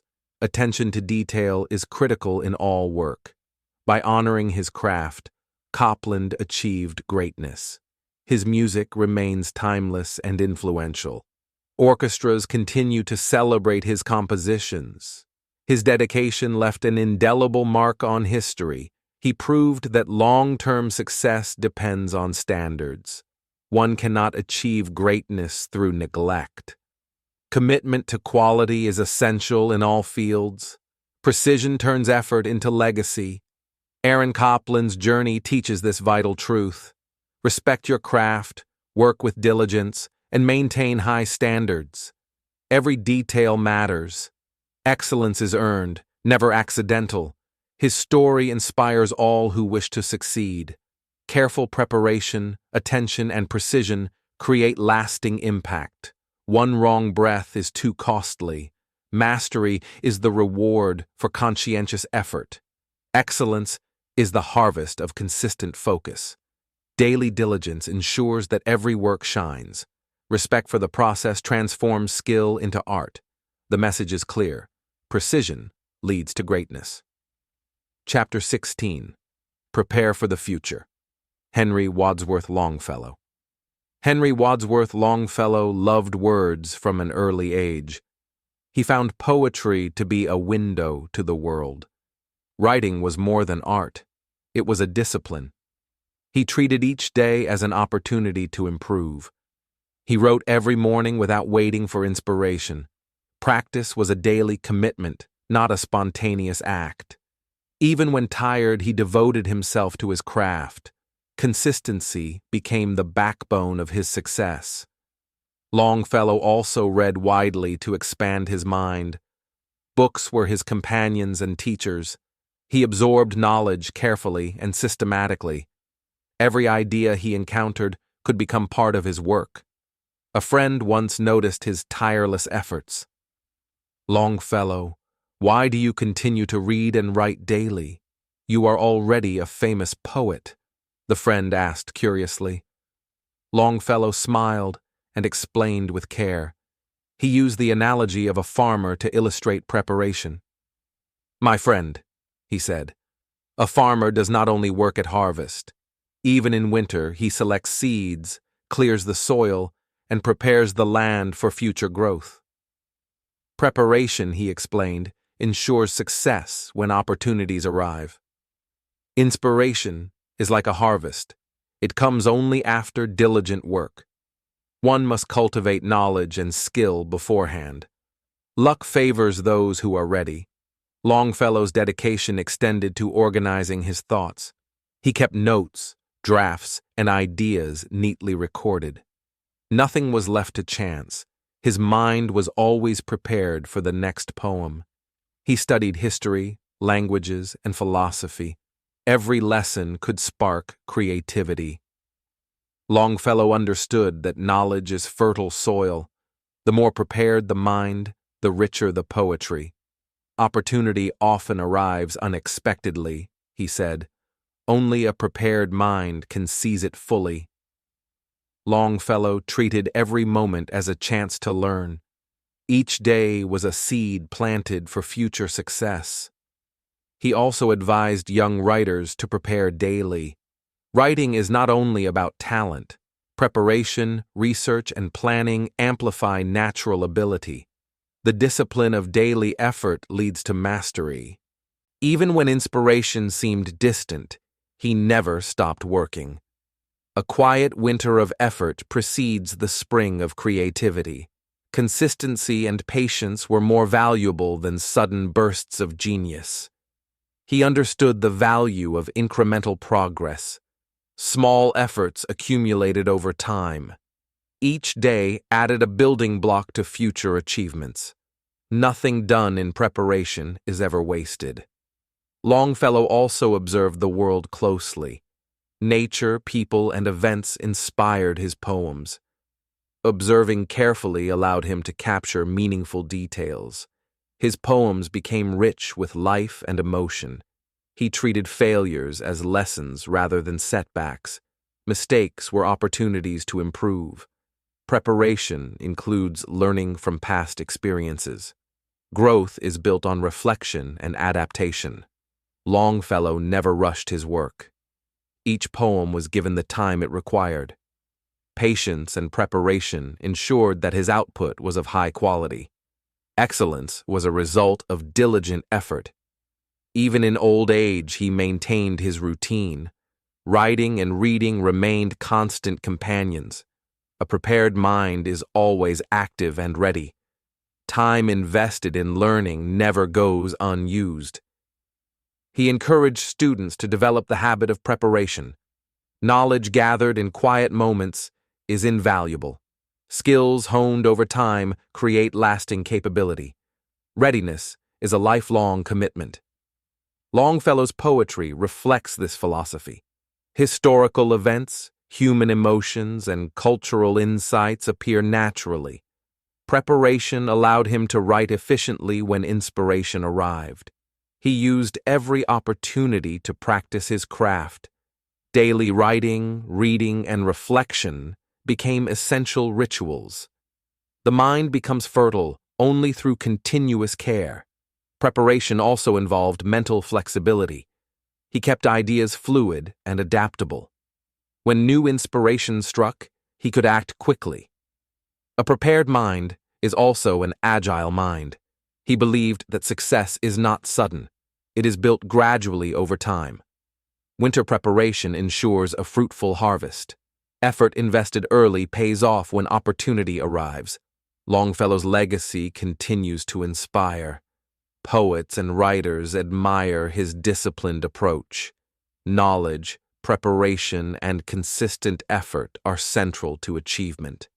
His life demonstrates the power of readiness. The lesson from Longfellow is clear. Prepare continuously. Opportunities may come unexpectedly. Only those who have cultivated skill and knowledge can seize them. Preparation turns chance into success. By working daily, he created masterpieces efficiently. His poetry stands as evidence of his lifelong dedication. Preparation is a secret ingredient behind every achievement. In all fields, the principle applies. Prepare early, work consistently, and act when opportunity arises. Longfellow exemplified how diligence leads to excellence. A prepared mind can convert challenges into triumphs. Knowledge, skill, and readiness become invaluable allies. Success is rarely sudden. It is earned through careful preparation. Longfellow's wisdom teaches a universal truth. Invest in yourself today for the benefits of tomorrow. Opportunity will come, and only the prepared can fully embrace it. Chapter 17. Simplify Everything. Charles Dickens. Charles Dickens faced hardship from a young age. His father was imprisoned for debt, leaving the family struggling. Dickens himself worked in factories as a child. These experiences shaped his understanding of life's complexity. Even as he became a famous author, life remained complicated. Business obligations, publishing deadlines, and public engagements demanded constant attention. Stress and confusion often overwhelmed him. He needed a practical method to manage his responsibilities. One day, Dickens remembered advice from his father. His father had learned a simple way to deal with overwhelming tasks. Despite being complicated at times himself, he discovered a method for clarity. Dickens realized it could help him too. The advice was simple, yet powerful. His father said, "Charles, simplify everything." This simple phrase became a guiding principle for Dickens's life. Whenever he felt confused, he recalled these words. Dickens learned to divide tasks into categories. He labeled urgent and essential items as must do. Less urgent but important items were labeled should do. This system brought immediate clarity. By categorizing his work, he could focus on the most critical tasks first. Mental confusion reduced, and he gained control over his responsibilities. Productivity increased as a result. He also applied this principle to writing. Dickens often wrote about the complexities of society. Poverty, injustice, and crime were complicated topics. Simplifying these themes helped readers connect with his work. Characters in his novels became clear and relatable. Plots were broken down into understandable arcs. Good versus evil, rich versus poor, simple contrasts highlighted key lessons. Readers easily followed his storytelling. Even complicated storylines became manageable. By dividing plots into essential and secondary events, Dickens kept narratives clear. Simplicity in presentation made his novels engaging for all audiences. The habit of simplification extended beyond work. Dickens applied it to daily routines and decision-making. Simplifying choices reduced stress and improved efficiency. Mental energy could be directed toward creativity. Whenever he felt overwhelmed, he would make a list. Tasks were immediately categorized into must-do and should-do. Writing, meetings, and personal matters all followed this method.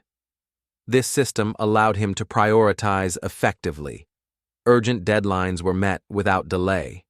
Less urgent tasks were managed without panic. Chaos was replaced with order.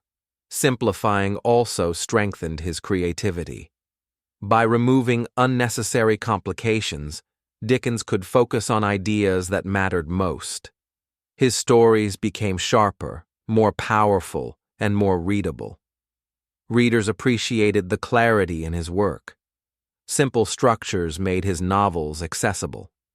Even complex social issues were understandable. Dickens reached a wide audience across social classes. The principle of simplification brought peace of mind. Dickens no longer felt trapped by overwhelming responsibilities. Clarity and focus replaced anxiety and stress. Life became manageable. Even his business affairs benefited. Negotiations, contracts, and planning were divided into essential and secondary matters. Priorities were clear, and decisions were easier to make. This simple method became a lifelong habit. Every task, big or small, was assessed for importance. He constantly asked, "Must do or should do?" This question guided every action. His novels reflect this clarity. Characters, plot lines, and themes were carefully prioritized. Complexity existed, but it was presented in a digestible manner. Readers could follow, learn, and enjoy. Dickens also advised colleagues and younger writers to simplify their work. Complexity often paralyzed effort. Simplicity allows action, understanding, and success. He found that simplification is not avoidance. It is intelligent prioritization. Essential tasks get immediate attention. Secondary tasks are planned but not neglected. Even personal life benefited from this approach.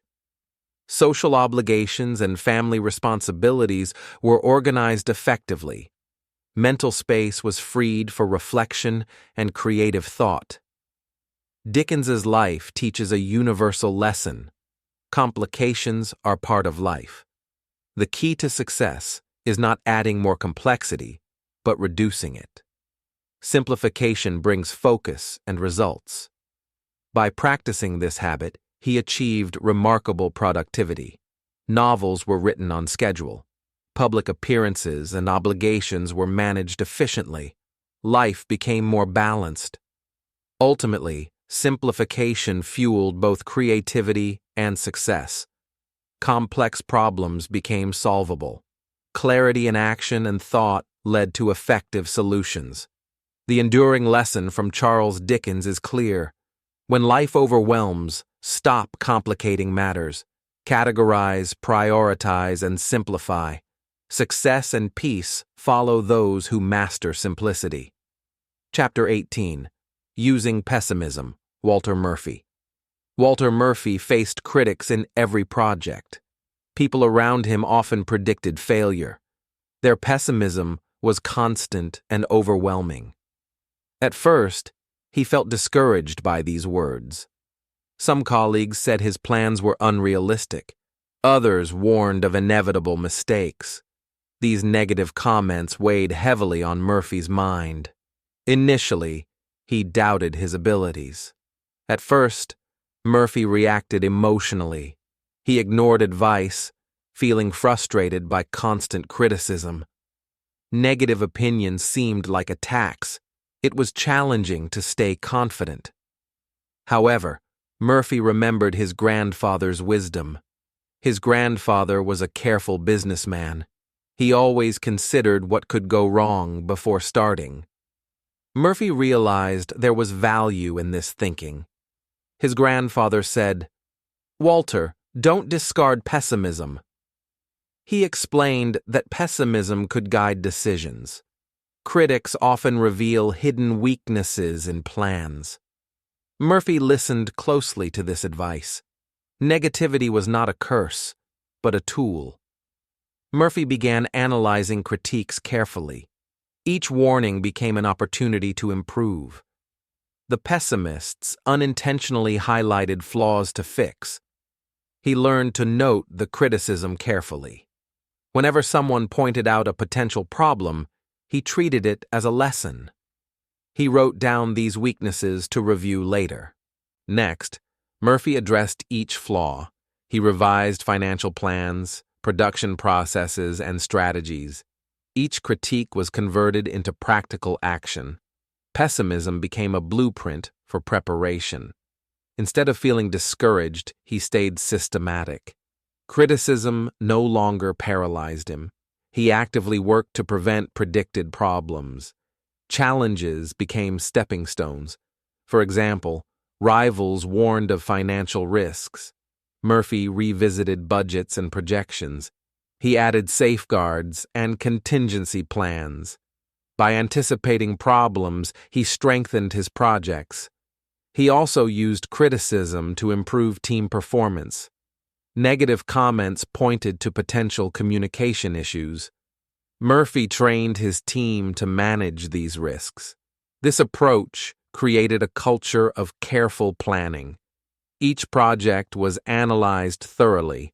The team learned to anticipate challenges. Pessimism became a shared tool for success. Murphy learned patience through this process. Not every criticism was correct, but many contained valuable insights. He developed discernment in choosing which advice to act upon. He found that using pessimism reduced errors. Problems that might have caused failure were prevented. Criticism became a shield rather than a burden. His personal confidence grew steadily. Facing pessimists no longer caused fear. He realized that negative opinions were opportunities to improve, not threats. Murphy also gained respect from colleagues. They noticed his ability to stay calm under critique. He was no longer reactive, but proactive. His career flourished as a result. Systematic preparation made his projects successful. Pessimism became a key part of his strategy. Murphy's approach also improved problem-solving skills. He anticipated risks and developed contingency solutions. Projects were completed efficiently. He transformed fear into motivation. Instead of being discouraged by potential problems, he worked harder to prevent them. Pessimism became energy. Murphy taught this principle to young leaders. He advised them to carefully listen to critics. identify weaknesses, address them, and turn them into strengths. This approach also helped him innovate. By analyzing problems highlighted by pessimists, he discovered new methods and improvements. Failures became lessons, not tragedies. Pessimism revealed vulnerabilities before disaster struck. Murphy's preparation prevented mistakes. The key to his success was perspective. Negativity is not the enemy. How you respond to it determines the outcome. Murphy showed that challenges can be reframed. Critics' warnings can become a driving force. Using pessimism wisely transforms obstacles into opportunities. The ultimate lesson from Walter Murphy's life is clear. Do not fear negative opinions. Study them, extract lessons, and use them to prepare. Criticism, when applied wisely, becomes a tool for success.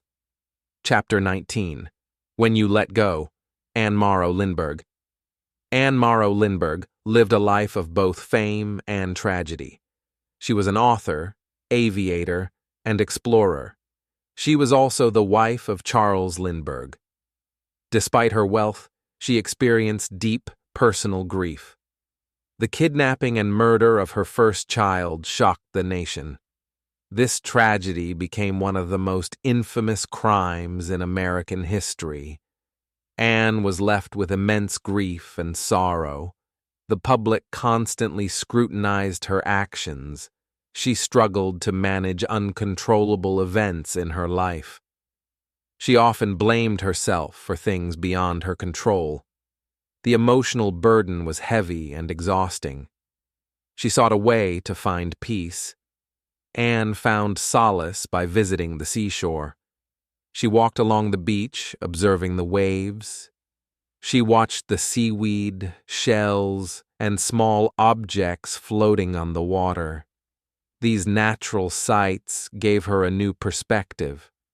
She noticed that objects floating on the water struggled when they resisted the waves. When they tried to fight the movement of the sea, they were tossed violently, but when they let go, they floated gently. This simple observation became a metaphor for life. She realized that fighting uncontrollable events causes suffering. Letting go brings a sense of ease and relief. She reflected deeply on this lesson. Anne said to herself, "Certain situations are beyond my control." She understood that acceptance does not mean giving up. Letting go is an active choice to release unnecessary struggle. She began applying this lesson to her personal grief. She stopped punishing herself over her lost son. She stopped blaming herself for events she could not change. The public's constant judgment also became easier to handle. By accepting what she could not control, she felt lighter. Her mind found freedom from endless worry and self-blame. Anne trained herself to flow with the waves of life. She visualized herself moving with events rather than resisting them. This mental exercise gave her peace and stability. She noticed that her energy returned. Mental exhaustion decreased. She could focus more on writing and her creative projects. Life became less of a constant struggle. Her reflections on the ocean inspired her literary work. She wrote "Gift from the Sea," which became a celebrated classic. The book emphasizes acceptance and the power of letting go. Through writing, Anne shared her philosophy with the world. She showed that peace is possible even after tragedy. Acceptance is the key to emotional resilience. She understood that grief cannot be fully controlled or avoided. Resisting grief only prolongs suffering. Letting it flow allows healing to begin. Anne's method was practical and simple. Observing nature taught her a universal life lesson. The waves, the floating objects, and the effortless motion mirrored human experience. Her insight helped her regain focus. She was able to create meaningful work despite past trauma. Letting go enabled her to live with purpose again. Anne also learned patience with herself. Healing is gradual and requires gentle acceptance. She treated her emotions with understanding, not judgment. By letting go, she experienced emotional clarity. The mind became lighter, and burdens were reduced. Life's pressures became easier to bear. Her approach was consistent and mindful. She did not force acceptance, but allowed it to grow naturally. She practiced observation, reflection, and gentle release. Anne's story demonstrates that control is limited. Life inevitably includes events beyond our influence. Fighting everything is exhausting and unproductive. The power of acceptance allowed her to regain inner strength. She could face daily challenges without overwhelming anxiety. Her resilience grew steadily.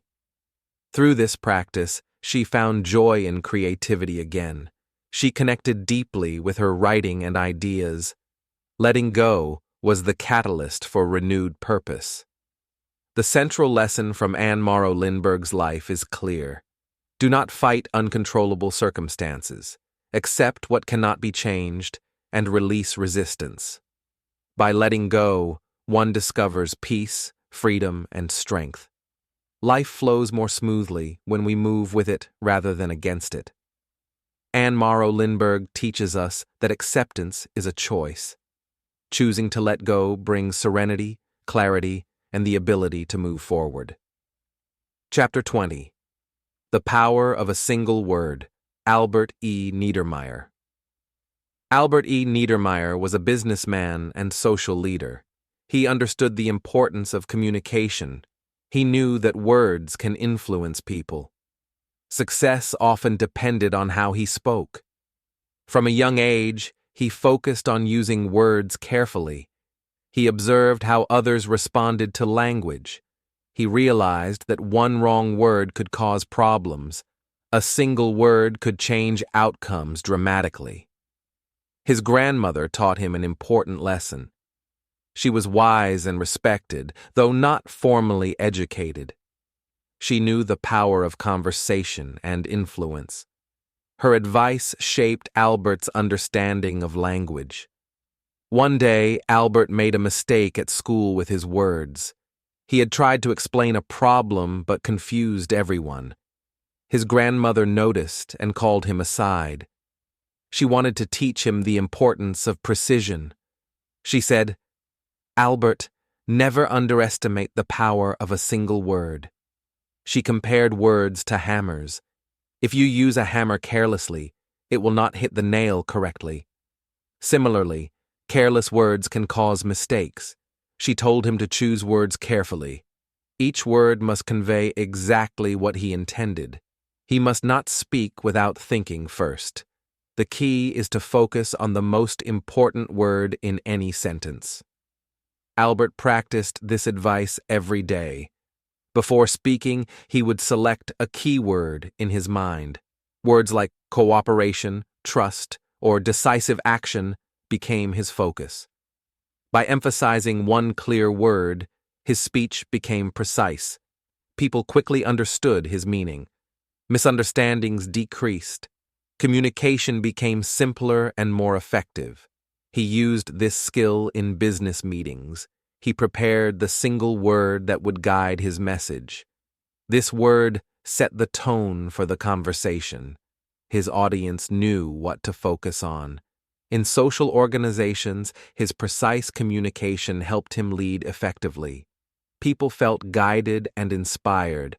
Projects ran more smoothly. Decisions were made with clarity. He also learned to avoid unnecessary words. Long speeches often confused people. By reducing his words to the essential, he made his speech more impactful. Less became more. Albert's method required preparation. He thought about the key word before speaking. He planned how to lead with it naturally. This gave him confidence and authority. People began to notice his skill. They respected his clarity. His influence grew. Others began to follow his guidance more readily. He realized that communication is not about talking a lot. It is about speaking the right word at the right time. Precision in language became his strength. Albert applied this lesson in negotiations. One well-chosen word often achieved what many sentences could not. He avoided misinterpretation and confusion. His grandmother's advice stayed with him for life. He never forgot that words are powerful tools. Words can build trust or create conflict. One word can inspire or mislead. Albert shared this principle with colleagues. He encouraged others to select their key word before important conversations. He showed that careful word choice increases effectiveness. He also learned patience in listening. Understanding which word matters requires attention. Effective communication is both speaking and listening thoughtfully. Over time, Albert's ability to focus on one word became instinctive. He no longer struggled to get his message across. His leadership and social skills improved steadily. The lesson became universal for him. In every discussion, one precise word could make a difference. Small words can have great power. Words must be chosen with intention. He understood that complex language is not always better. Simplicity and clarity often yield stronger results. One word can cut through confusion and highlight purpose. His success in business and social life grew from this principle. Precision in speech became a hallmark of his leadership. People admired his ability to communicate clearly. Albert's life demonstrates that preparation and thoughtfulness are key. Choosing one word carefully transforms communication. Speaking without this care can cause failure. The central lesson from Albert E. Niedermeyer's life is clear. The power of effective communication lies in the single, carefully chosen word. This principle guides clarity, influence, and success. By practicing this, anyone can improve their communication. The right word can persuade, guide, and inspire. Albert's story shows that one word truly can change everything. Chapter 21. An Opportunity to Change It. Timothy T. Woodruff. Timothy T. Woodruff was an American politician. He served as the Lieutenant Governor of New York State. He faced many challenges in his early political career. One major challenge was public speaking. He was nervous and unsure when speaking to audiences. Woodruff often felt anxious before speeches. He worried about his voice and delivery. He feared making mistakes in front of people. This weakness troubled him greatly. He wondered if he could ever improve. He considered accepting this flaw as permanent. Many would have given up in his situation. But Woodruff sought a better solution. He wanted to overcome this challenge. He decided to seek guidance from someone wise. Woodruff reached out to a former college professor. The professor had observed his difficulties. He listened carefully to Woodruff's concerns. He understood the fear and frustration Woodruff experienced. The professor shared a transformative piece of advice. He said, "Timothy, why do you only see your poor speaking ability as a problem?" He encouraged Woodruff to change his perspective. The professor explained that weaknesses can become opportunities. He said most people only focus on their strengths. They avoid areas where they are weak. But true growth happens when one confronts weaknesses. A weakness is a chance to improve and excel. The professor emphasized that having a weakness is a gift. It allows a person to work harder than others. It opens the door to transformation. This advice shifted Woodruff's mindset completely. After hearing the advice, Woodruff accepted his challenge. He stopped seeing public speaking as a limitation. He chose to treat it as an opportunity. He committed to working hard to overcome it. He systematically studied public speaking techniques. He learned about voice projection and tone. He refined his word choice carefully. He practiced gestures and body language for impact. He dedicated himself to intensive daily practice. He spoke in front of mirrors and small groups. He recorded his speeches and reviewed them. Each session helped him improve further. Woodruff also observed skilled orators closely. He studied their techniques and styles. He applied the best practices to his own speeches. Over time, his confidence grew steadily. He no longer feared public appearances. He began to enjoy speaking in front of audiences. His speeches became more natural and effective. People noticed the improvement in his delivery. He developed clarity in his message. His words were now persuasive and engaging. His body language complemented his speech perfectly. He became a more compelling and confident speaker. Woodruff's dedication led to success in politics. He became recognized as an effective public speaker. Audiences respected his poise and clarity. His political influence grew as a result. He understood that transformation requires effort. Weaknesses are not barriers but stepping stones. By addressing weaknesses, one can gain unique advantages. Woodruff embodied this principle in his life. His journey showed that change is always possible. No challenge is permanent if approached wisely. Every weakness holds the potential for growth. With focus and practice, limits can be surpassed. Woodruff's story also highlights the value of mentorship. Guidance from a knowledgeable person can spark transformation. The professor's advice was pivotal in his development. Mentors can help turn weaknesses into strengths. He shared his experiences with others. He encouraged aspiring politicians to embrace challenges. He advised them to see weaknesses as opportunities. His life became an example of personal growth. The key lesson is simple yet profound. Difficulties are not meant to stop you. Weaknesses are opportunities waiting to be seized. Transformation comes from dedication, practice, and perspective. By changing his mindset, Woodruff achieved excellence. Public speaking became a strength, not a fear. His political career flourished because of his persistence. He demonstrated that effort can turn limits into success. He remained committed to self-improvement throughout life. He continued refining his skills in all areas. He approached challenges with determination and optimism. This consistent effort shaped his remarkable career. Woodruff's journey teaches a timeless principle. Never view a weakness as a reason to give up. Always seek the opportunity hidden within challenges. Growth is found by transforming difficulties into strengths. The story of Timothy T. Woodruff reminds us all. Every difficulty carries a chance to improve.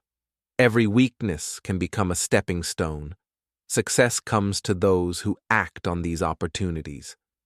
By embracing this philosophy, anyone can progress. Challenges no longer feel like obstacles. Instead, they are invitations to evolve and excel. This mindset ensures long-term personal and professional success. Chapter 22. Nothing is ever final. Ed Krapill. Ed Krapill was an American photographer. He was also an entrepreneur and a sports journalist. Throughout his life, he explored many different careers. He was curious and eager to try new opportunities. He believed that learning came from experience. Krapill had a passion for photography. He wanted to become a professional photographer. However, he often faced difficulties in this field. Competition was strong and financial struggles were frequent. At times, he felt discouraged by repeated failures. When projects failed, he thought the work was over. He felt as if success was impossible to achieve. Sometimes, he believed his efforts were wasted. These thoughts weighed heavily on him. They made him question his own abilities. Despite challenges, Krappel did not give up. He continued exploring other career paths. He tried entrepreneurship, starting different business ventures. He also worked in sports journalism. Yet, failure sometimes followed him in these new fields.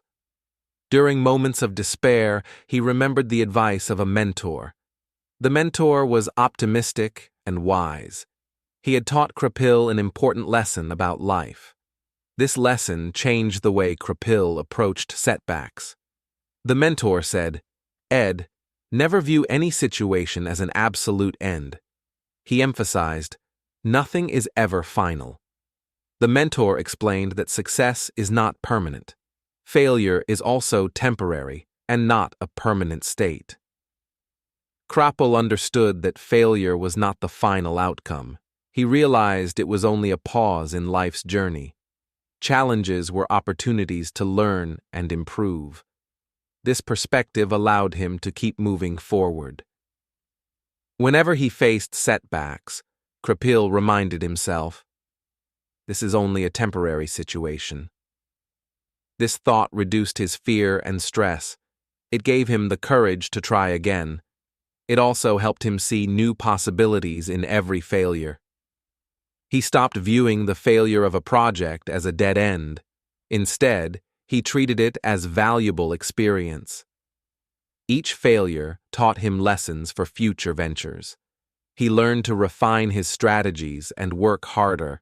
Krappel embraced the mindset of persistence. He understood that success often comes after multiple failures. He remained flexible and open to change. This resilience allowed him to continue exploring opportunities. His career included various successes in photography. He also achieved recognition in entrepreneurship. Sports journalism became another avenue for his skills. Each field benefited from the lessons he had learned.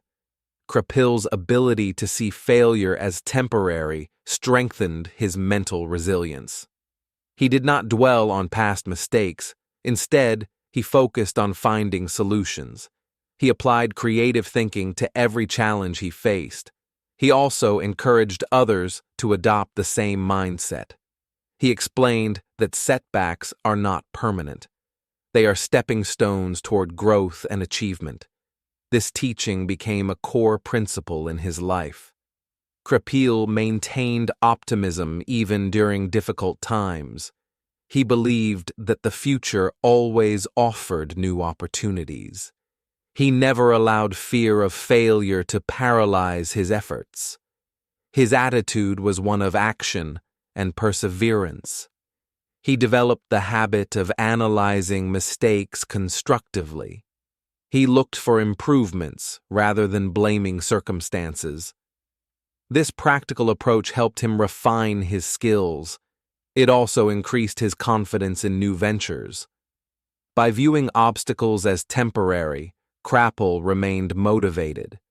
Each new attempt carried potential for success. Failures no longer felt like personal shortcomings. They became lessons that strengthened his resolve. He recognized that persistence is key to long-term success. Nothing in life is permanent, whether positive or negative. By embracing change, he could adapt and progress. This mindset fueled his continual growth. Krappel's life demonstrated the importance of mental strength. Accepting that situations are temporary allowed him to act decisively. He faced challenges with courage and focus. He maintained clarity even in uncertain times. His story showed that setbacks are not final judgments. They are opportunities to regroup and try again. With patience and determination, one can turn failure into progress. Krapil exemplified this principle in every aspect of life. He treated every challenge as a lesson in resilience. He learned to recover quickly and move forward. His mindset prevented pessimism from taking hold. He focused on solutions rather than dwelling on problems. Krapil became successful across multiple fields. He achieved recognition as a photographer, entrepreneur, and journalist. His varied experiences enriched his perspective. Each success built upon lessons learned from past failures. The key takeaway from Krapil's life is clear. Nothing is ever truly final in life. Every challenge and failure is temporary. By accepting this truth, one can maintain hope and perseverance. His philosophy allowed him to approach life boldly. He took risks knowing that mistakes were not permanent. This mindset gave him freedom to innovate and explore. It also enhanced his resilience and creativity. Krapil's story reminds us that hope and effort are intertwined. Life's setbacks are opportunities in disguise. Success comes to those who persist through temporary difficulties. Mental strength and optimism are essential tools for growth. The lesson from Ed Krapil's journey is this: always remember that no situation is final. Treat failures as temporary pauses. Use them to learn, adapt, and prepare for future successes. This mindset ensures continuous progress in life. Chapter 23. They are right here. Sensei Hoshido Yoshida. Sensei Hoshido Yoshida was a Japanese scholar. He valued education and knowledge greatly. From a young age, he loved learning. He believed that self-improvement required guidance from wise teachers. He also wanted to raise children with good values. Yoshida studied hard throughout his early life. He sought the teachings of great masters. He read books, attended lectures, and listened carefully to his instructors. He believed that learning from experienced mentors was essential. He wanted to acquire wisdom that would last a lifetime. After completing his formal education, Yoshida entered the real world. He faced new challenges in daily life. He often wondered where to find wise mentors. He felt isolated at times. He worried he had lost the guidance he needed. Yoshida began searching for advice everywhere. He asked people for help and guidance. He looked for teachers he could trust. But often, he found that practical guidance was hard to locate. This made him feel frustrated and uncertain. One day, Yoshida visited a library. He was reading books in search of answers. He focused on philosophical and historical works. He wanted to find insight for the questions he had in life. He hoped these books would help him make better decisions. While reading, Yoshida had a sudden realization. He understood that he had been searching for mentors outside himself. The wisdom he sought was already accessible. It was contained in the books he held in his hands. Yoshida realized that they are right here. The great minds of history were speaking through their writings. Every book he read was like a conversation with a wise teacher. He no longer needed to travel far to seek counsel. From that moment, Yoshida changed his approach to learning. He read books with great intention. Whenever he faced a question, he turned to the writings of great thinkers. He found advice relevant to his challenges in the pages of books. He treated books as companions of the wise. Each book contained lessons accumulated over centuries. He studied them daily. The wisdom of historical leaders and philosophers guided him consistently. Yoshida began to apply the lessons he learned from books. He used their teachings in his personal life. He made better decisions and improved his character. He also became more confident in teaching others. Through reading, Yoshida realized that mentors do not always need to be living people. The guidance of past masters can be equally powerful. Books preserve ideas that withstand the test of time. Their lessons remain valid across generations. He developed the habit of studying historical texts regularly.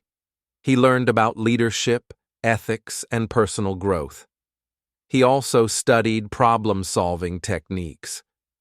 Every book became a tool for self-improvement. Yoshida discovered that reading carefully could answer questions that people might struggle to explain. Written words contained refined thought and careful reasoning. He appreciated the depth of knowledge in these works. Over time, Yoshida gained a profound understanding of life. He was able to connect the wisdom of the past with contemporary challenges. He became a skilled teacher and mentor. His students benefited greatly from the insights he applied. He realized that many answers were timeless. Leaders and philosophers had faced challenges similar to his own. By studying their experiences, he could anticipate problems and solutions. This gave him clarity and confidence. Yoshida also learned to appreciate the value of self-guided learning. By consulting books first, he could reflect on their guidance at his own pace. He did not need to depend solely on others for advice. He discovered that wisdom is accessible to anyone who seeks it actively.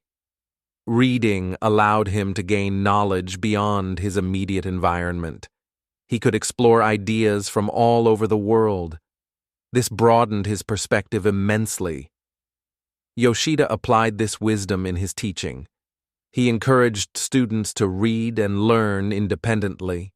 He taught them how to find answers in written works. He showed them that books are the companions of the wise. He emphasized that self-improvement requires effort and study. By reading consistently, one can find mentors in the pages of books. Historical thinkers offer guidance that is reliable and tested. Yoshida's life was transformed by this approach. He no longer felt lost or unsupported. He had discovered a sustainable source of knowledge. His confidence in decision-making increased steadily. He became known as a teacher who could guide others effectively. His students admired his wisdom. They also learned to seek counsel in books, not just people. This created a cycle of learning and growth. The key lesson Yoshida shared was simple but profound. You do not need to travel far to find guidance. The wisdom of the world is preserved in books. These thinkers are always right here to offer counsel. By embracing this perspective, Yoshida remained a lifelong learner. He drew insight daily from written works. This approach helped him face life's challenges wisely and calmly. His story demonstrates the power of books as teachers. Knowledge and guidance are available if one seeks them. Every question can find an answer in the writings of great minds. The lesson from Sensei Hoshido Yoshida's journey is clear. The guidance and wisdom you need are often closer than you think. Books are the mentors that stand ready to teach and inspire. By reading and reflecting, anyone can benefit from the advice of the wisest people in history. You do not need to wait for a living teacher. The lessons of the past are right here, available to guide your life. We have reached the end of our journey through 23 chapters. After exploring the life lessons of the world's most successful people, how do you see the word impossible now? The power of belief from Ralph Johnson Bunch, turning obstacles into stepping stones from Estes Kefauver, or learning to let go from Anne Morrow Lindbergh. These lessons are now yours. The stories of these leaders and scholars Show that you can create change. Success is not fate. It is the result of daily choices, effort, and preparation. Starting today, choose the right words for your life. See your weaknesses as opportunities to grow. Remember that nothing is ever final. We want to know which chapter or lesson among the 23 gave you the most inspiration. Please share your most powerful lesson in the comments below. And don't forget to share this video with your friends, colleagues, or anyone who needs encouragement. We are proud of all your daily efforts. We will meet again in our next inspiring video. We wish you all a successful life. Thank you for learning with Easy English Official. Keep practicing and growing every day.